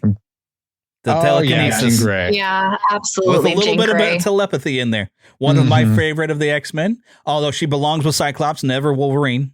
I hate Wolverine and Jean Grey. It's just like, no, Logan, find your own woman. And he does all over the place. The ugliest guy you've ever seen, and he's womanizing like he's James Bond all over the place. And we're supposed to buy in that he's totally in love with her. No, she's hot and he wants her. That's it. And I love Hugh Jackman, but he's not my Wolverine. I love Hugh Jackman. I've loved him as Wolverine, but I love comic book Wolverine. I love the 5'3" yellow, electric blue bub kind of Wolverine, like X-Men 90s animated series, like just that Wolverine all day long. Let him find his own love. And he stay the heck away from Jean Grey. Just stay away. That's the stories that they could really make into stuff. Is when he goes to Japan and he has the I forgot her name now. The one girl that he's about to marry before she's murdered. Yeah, I know who you're talking about. That's the real love of Wolverine's life, and that would be a good story. And I thought we were going to kind of get that in that one Wolverine movie that they did where he's in Japan and we got Origins, maybe not Origins. I think it was just called Wolverine. Oh, okay. And they did a really bad version of the Silver Samurai in that one. So, yeah, I'm hoping with some newer X-Men stuff that maybe the current Marvel will get something right. X-Men 97 is not bad. I still kind of liked it. There's some stuff I didn't like, but at least they're getting back to the era, but they're kind of not doing a very good job of the era of X-Men that were my favorite back in the 90s with the animated series. I mean, what a time to be alive in the 90s. If I'd have been a kid, it'd have been great too. But even as a teenager, with the Spider-Man and the X-Men, and we had Batman, the animated series. We had a great Superman series. I was living the high life. Oh, yes. I mean, so something like that. We waited for a lifetime to finally get a good X-Men series. I mean, we had Pride of the X-Men. I kind of like it because it's corny, it's fun. But getting an actual X-Men series, that's something when Philip and I were kids. It was Halloween when that premiered, and he was over at my house. We were going to go hang out on Halloween, and we were waiting for that X-Men premiere, and we were just sucked up into it. It was so great. And then when that Spider-Man series finally came later, I was riding the high hog. I loved it. So far, good. But most of the Spider-Man cartoons I have enjoyed. Some of the ones that Disney did, however, not quite so much. But Spectacular Spider-Man was fantastic. I've gotten to speak with one of the writers, creators on behind that. Love Spectacular Spider-Man. That was really good.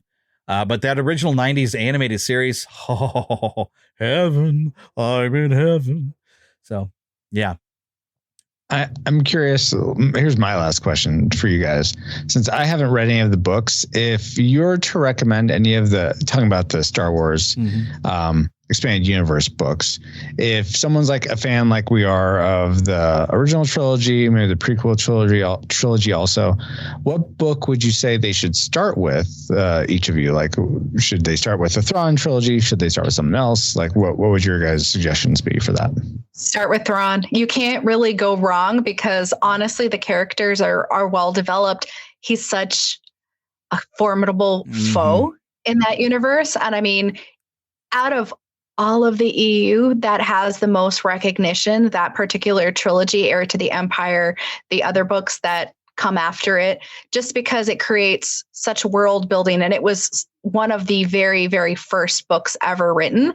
And Timothy Zahn, he's written countless novels in the EU under the Legends banner and the current iteration. He still writes to reinvent Thrawn a little bit. Yeah, he absolutely did. And I don't love everything that Disney Star Wars has done, but making Thrawn actually part of their current iteration is phenomenal. And I hate it when people cherry pick, but if they were going to cherry pick anything, cherry picking Thrawn to have him show up in Rebels and have him show up in other. I haven't seen a lot of Disney Star Wars since that that trilogy just ruined everything for me.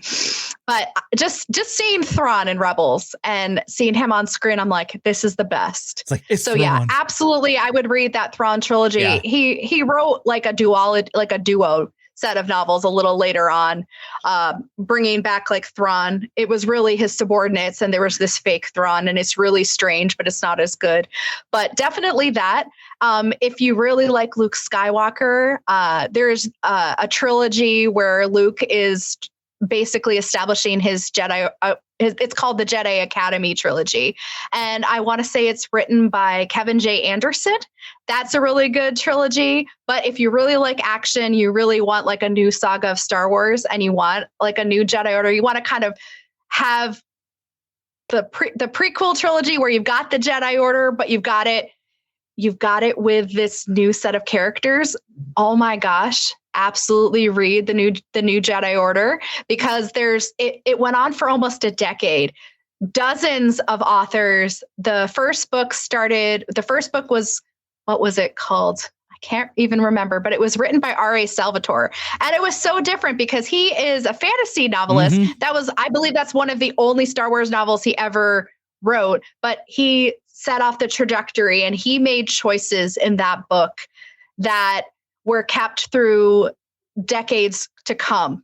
Choices that he made with characters. Oh, cool. Stayed in motion for almost 2 decades until Disney bought Star Wars. And there's just so much action, so many beautiful character developments, and you really get to see Han and Leia's children grow up and become part of the new Jedi Order and everything. And it's just so fun. And you get to see like Luke build his romance, and eventually you see him have a kid who actually has an appropriate name. I'm sorry, Ben Solo, you are no. If anyone is going to name their kid Ben, it needs to be Luke Skywalker. Yeah, right. Because he had such a different relationship with Ben Kenobi. I'm sorry. Force feeding young Leia in the Kenobi series and trying to like retcon that to say, oh, we named her kid Ben. We need to have a connection somehow. Yeah. But she knew him as Obi-Wan. How did she know Ben Kenobi? She knew Obi-Wan Kenobi as a child. Right. Although her adoptive father probably told her some stories because he knew Obi-Wan. Yeah, So I get that, but it's not the same relationship that Luke had with Ben.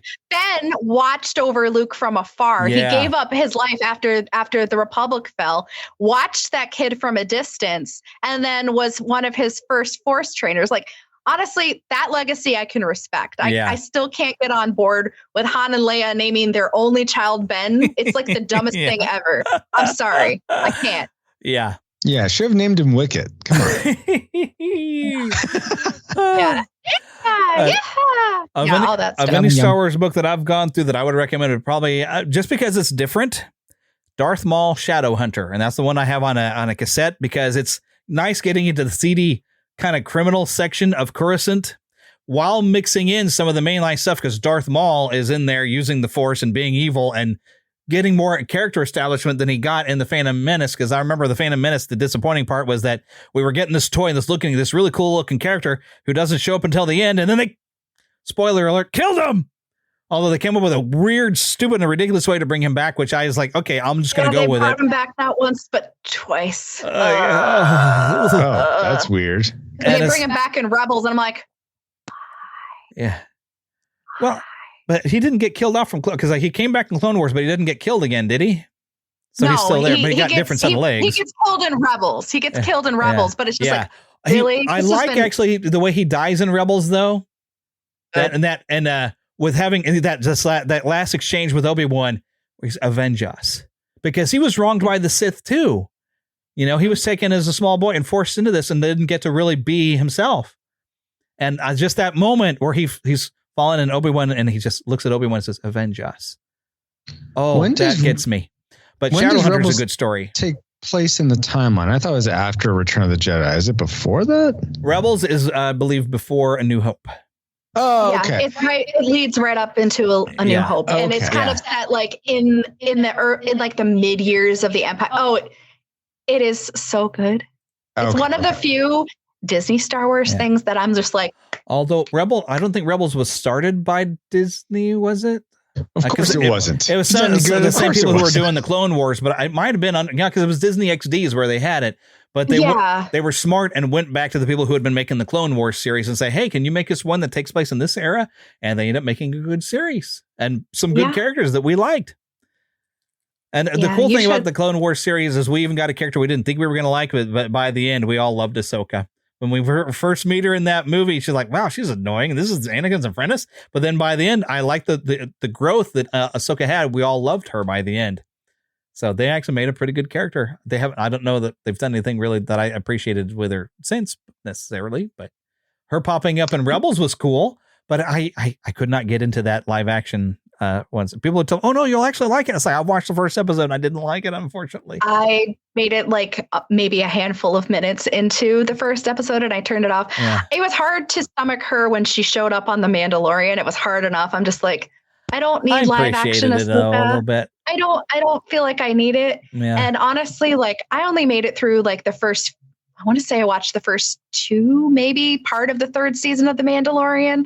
Like it started off like feeling so cool. Yeah. And then it's just like, I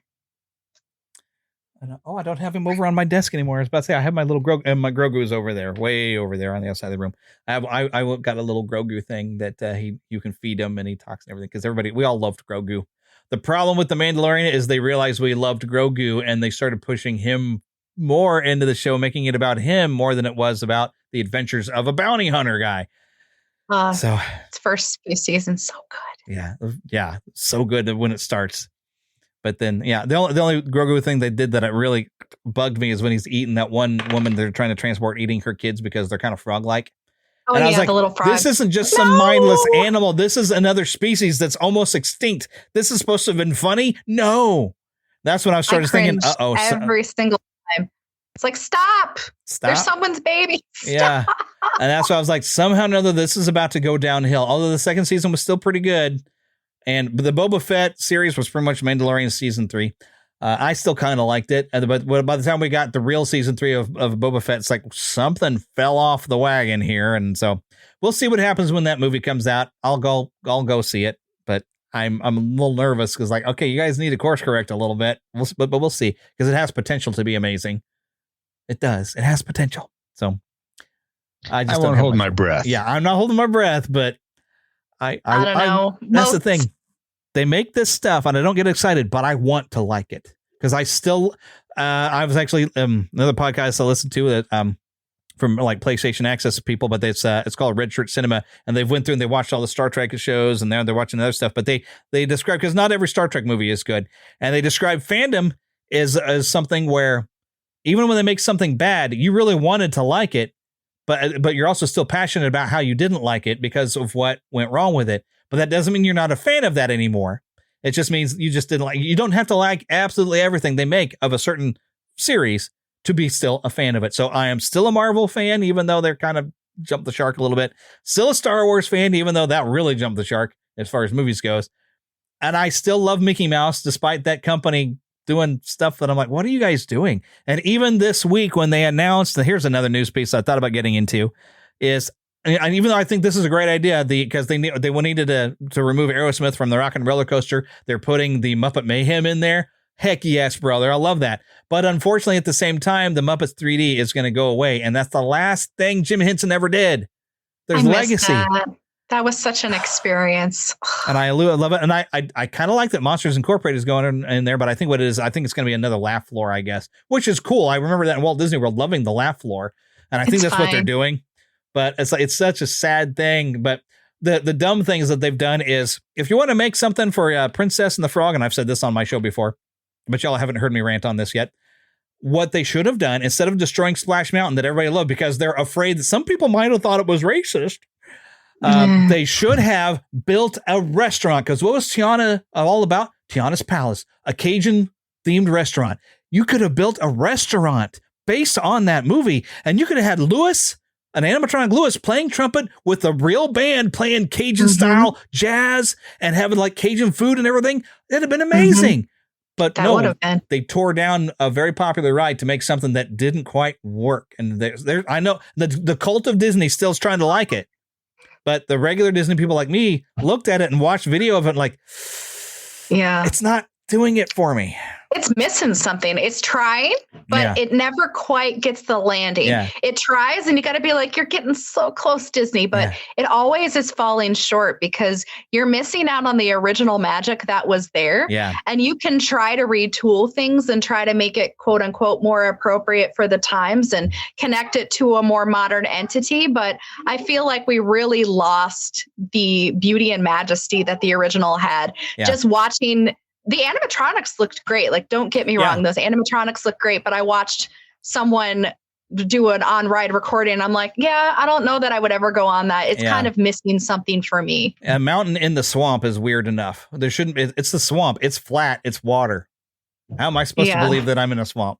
So really, if you want to build something Princess the Frog, and there's still a chance, y'all could still build a restaurant. And I would be excited for it because, like, that's cool. That would be me going and living inside the movie. So like they have a Beauty and the Beast themed restaurant that I'll never be able to afford to eat because I'm suddenly none of us. I want to step into the movie. That's when my one trip at Walt Disney World, and what made me a big Disney fan more than I was before, is every ride I felt like I was stepping into an adventure. And that's what they do best. And they need to not lose it just because we don't want to offend anybody. Don't worry about offending. Put people into the movies they love. Yeah. And unfortunately, not enough people probably loving some of their newer movies. So maybe stick to some of the classics and not remake them. What I want to do someday is make it over to like Tokyo Disney. They have this Beauty and the Beast ride. Those animatronics are beautiful. It is so world building. I got chills when I watched someone have a recording of that ride, and it looked so beautiful because Beauty and the Beast is my favorite Disney animated movie.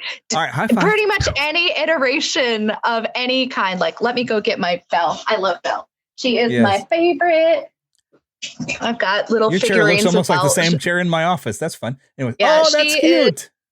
She is my favorite. I've got lots of little Belle figures. She's always been my favorite, but I love that movie. And I got chills watching this. I'm like, why can't we get anything like that here in the States? We're just getting crap. Yeah. Because they're pandering, and it's like, and the thing is, like, they're just losing sight of what made it magical in the first place. I haven't been to any Disney park since 2015.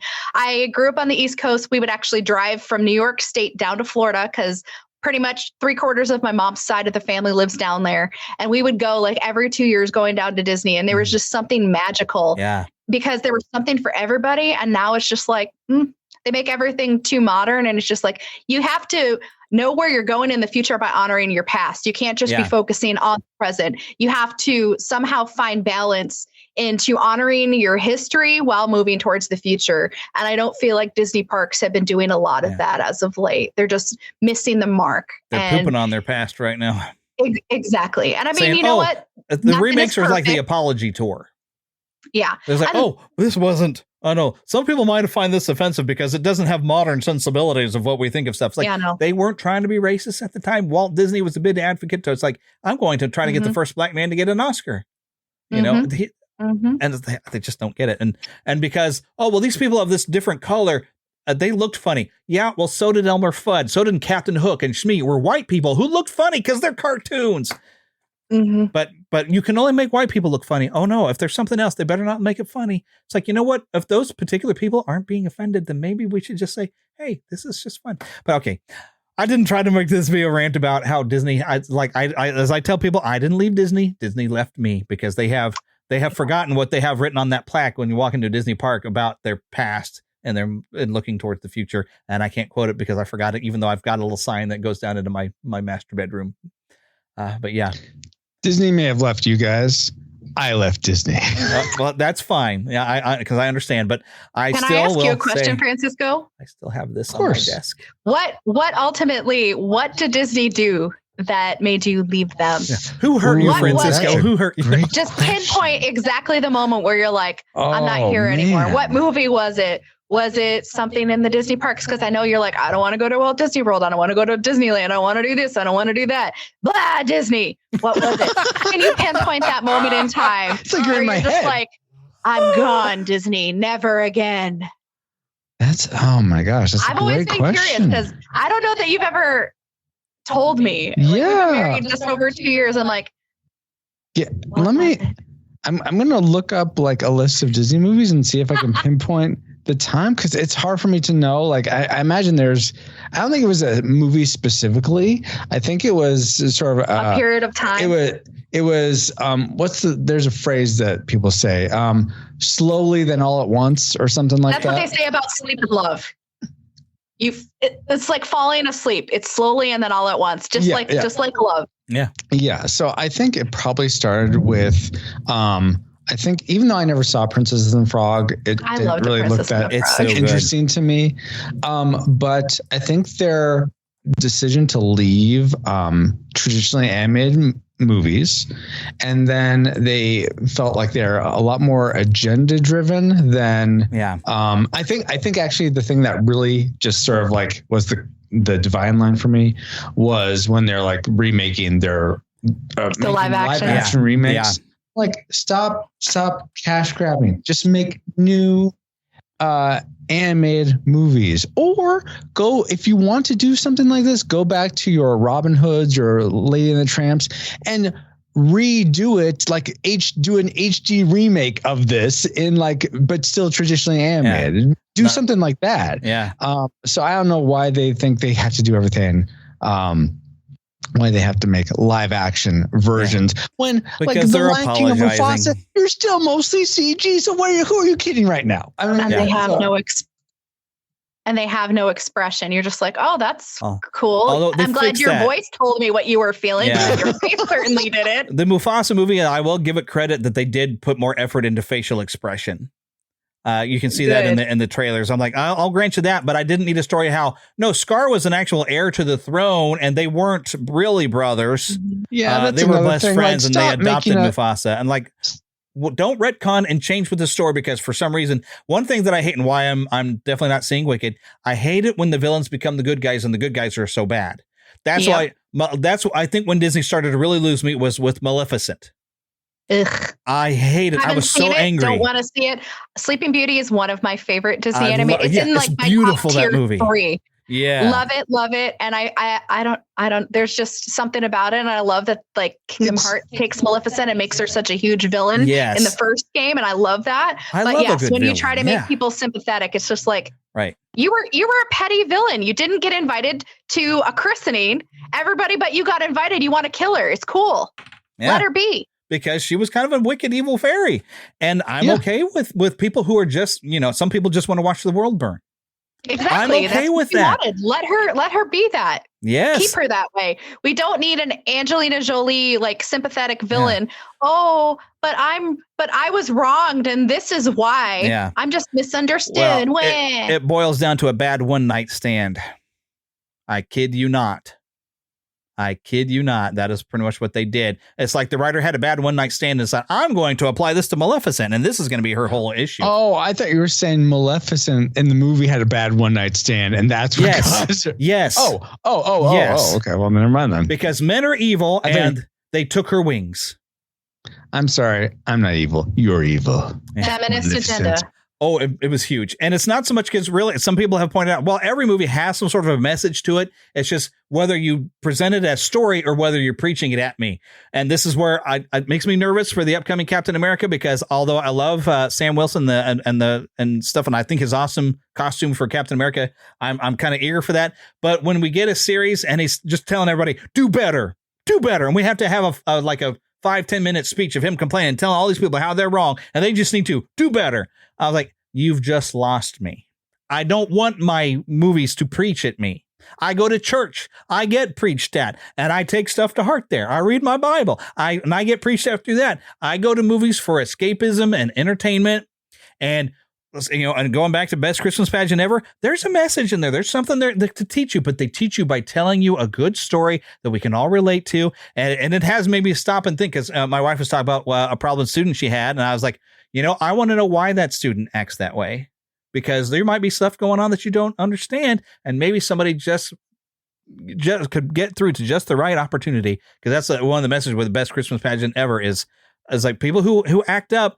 You don't know why. Some people are really rotten, but sometimes people, just don't know any better, and the situation they're dealing with will find you a way to reach that person. People can be horrible and they can change, and that's why I prefer a redemption story more than I do, well, this villain wasn't really evil, they were actually just like this. Like, no, let them be evil, and if you want to find a way to redeem them, I'll love it even more. I love a good redemption of a villain. That's a great way of looking at it. I never thought about it in that aspect, but yeah, let Maleficent be this like totally like you said, Ashley, like you weren't invited to a Christian, I'm going to see the world burn, to go from something like that to like I actually care about something and want to see something saved. That's an amazing story. So yeah, I love it when bad people change to good. Or watching good people go bad can be a good story. The story of Anakin is still pretty good to see somebody slowly slip away into evil. But then, of course, what makes the story of Anakin good is we get the story of Darth Vader and the redemption. If I see somebody who's going to fall and go bad, I would love to see them come back in redemption to where there's not hope, because that's Christianity. That's the story of Christianity. All of us went really bad, and there's always hope. And there's people I follow on Instagram. There's former witches. I mean, people who are into the New Age movement who got in some severe evil. I even follow some people who are like former porn stars who found Christ and have completely turned their life around and changed. But everybody can fall into the most horrible and evil times, can be the most evil as they can, but their redemption is easy and right at hand. And it starts, I love the song, put one foot in front of the other, and Christmas is coming. And I'm like, this is the most subtle way. The Rankin Bass, sometimes the Christian message really sneaks in there. And that's one of the ones, like, that is the beginning of the gospel. They're turning from bad to good. Hasn't seen that one. You haven't? No. Oh, he you should watch it. hasn't seen Santa Claus is Coming to Town. I will have to remedy that. Yes. Simply for the fact, like, I don't know, the Winter Warlock, he just kind of tugs on your heartstrings because he has a just beautiful, it's super abbreviated, but it is really sweet. Because I think you'd like it, husband. It's one act of love can melt the iciest heart. Really can. And I love seeing that where someone who's evil and, there's a movie coming out. It looks a little too dramatic. Some Angel Suit is putting out where it's a true story about this boy and this teacher who this kid has had just bad example. He's homeless and he's just a bad kid. But one teacher took the time with him and found out what was going on. And the kid resists, help him. But, this teacher apparently didn't give up. But the movie looks like it's going to be too hard to watch. But I love what the story and what the message is like nobody is outside of God's reach. And so that's why I love a good redemption story. And if I have to watch somebody who's a good guy starts going down a bad path, to have that one friend who's like still loves them and doesn't give up on them to say, hey, what's happening? What's going on with you? You're going, really bad dark side. Let's bring you back. And there's even a good Batman story in the animated series where we see a darker end of Batman. He's like, why am I doing this? And he gets in this great funk and depression, but his friends don't give up on him. And it's like that. It is one of the best episodes of the Batman animated series when he just has that depressing way because Commissioner Gordon gets shot. But yeah, we need to wrap this up. Actually, I think we've gone over 2 hours, but it's supposed to be a very special episode. We're wrapping up 11 seasons, but yeah, you can get me talking on that 11 seasons, Jeremy. That is an awesome accomplishment. Yeah. Well, thank you very much. It's been a rebuilding couple of years. But I want to make sure everybody goes and listens to Retro Rewind. It is a fantastic show. I've had a lot of fun with it since I've discovered. I think I first ran across you probably in the Christian Podcasters Association. I think it's how I came across you the first time. That makes sense. And I went and I checked out your first episode I listened to was one of the ones where it's like a weird Star Trek parody. The ship's logs. Ship's logs. I was like, what is this? Aye. And but then I started listening where you would do the reviews on old retro movies. I was like, oh, that's where they're hitting it. That's where they're knocking out the park. I was like, so that's what I mainly listen to. I was like, these are fun. And I haven't got to listen to a lot of your back ones because I'm trying to catch up on other stuff, but there's a lot of movies you've covered. And you even did an episode of Final Fantasy VII. I did go back and listen with the reformed gamer. Yeah. Logan. Yeah. The reformed gamer. But yeah, Logan. Yeah. I kind of was just as soon as I discovered they were already gone. It's like, doggone it. So, right. But, yep. So y'all just go and check out the show. And also, I forgot, did you have a website or anything for the game Junkyard Juggernauts? Yeah, junkyardjuggernauts.com is the site for the board game. Right now, we'll go to the current site. I'm in the process of merging Retro Rewind, Junkyard Juggernauts, all this sort of all the creations that God's have me steward, I'm trying to put them in one site called Firejoy Studios. You can't go to firejoystudios.com. You'd have to go to firejoystudios.substack.com if you want to sign up and subscribe to it there. But for now, if you just go retrorewindpodcast.com or junkyardjuggernauts.com, those will go take you where you need, and then they will eventually point to the right end site at some point. So awesome. And if anybody wants to find Ashley, she's on Twitter, I think, or X. I shouldn't say Twitter. Yeah, I am definitely on Twitter. Find me at Ashley Ruiz 1186. I like to tweet about faith and fandom. Every November, it's my favorite time of year. It's National Gratitude Month. So every day during the month of November, I am tweeting something that I am thankful for. I think it's just so beneficial to us to really be thankful for all that God's given us. Yeah. And I feel like having that attitude of gratitude, like it really helps us focus on what we have instead of what we don't. When the world is telling us this, you don't have this, you need to be chasing this and chasing this. So it's just a great way to help refocus my heart and just to be able to share that with others. So awesome. Yeah. All right, and so then really quick for the rest of them, we want to remind you about Podgagement, and if you have a podcast, would like to get your reviews sent to your email, neverlandpodcast.com. Find links for that and W as well. If you need energy drinks that are not going to give you the jitters, drink powders of all kinds of different flavors, mix it with water. Find that at w.gg, and you'll find the links for that to where you get a discount code right there. We also want to thank Karen Kennedy, Ricky Pope of Christian Nerds Unite, Darren Wilhite of the Wilhite and Wall Show to help me out with my introduction. Don't forget to email us podcast at neverlandpodcast.com. Find us on Twitter, NeverlandPcast, also on X. We're on Facebook. We have both the group and a fan page, and I recommend the group because it's a lot more interactive. You can join the official Neverlanders by going to neverlandpodcast.com. Become a Lost Boy or a Pixie. Why a Pixie? Because girls are too clever. They don't get lost. Don't forget, also, we do have a Patreon page. You'll find that in the show notes. Also, Red Circle does have an exclusive club. That's where you'll get to find videos of this particular conversation on Patreon, or you can get an ad-free version of this episode, other than the ads that I just read for you directly now. Now, though, as we say at the end of every episode, get lost in an adventure! And we'll see you next time.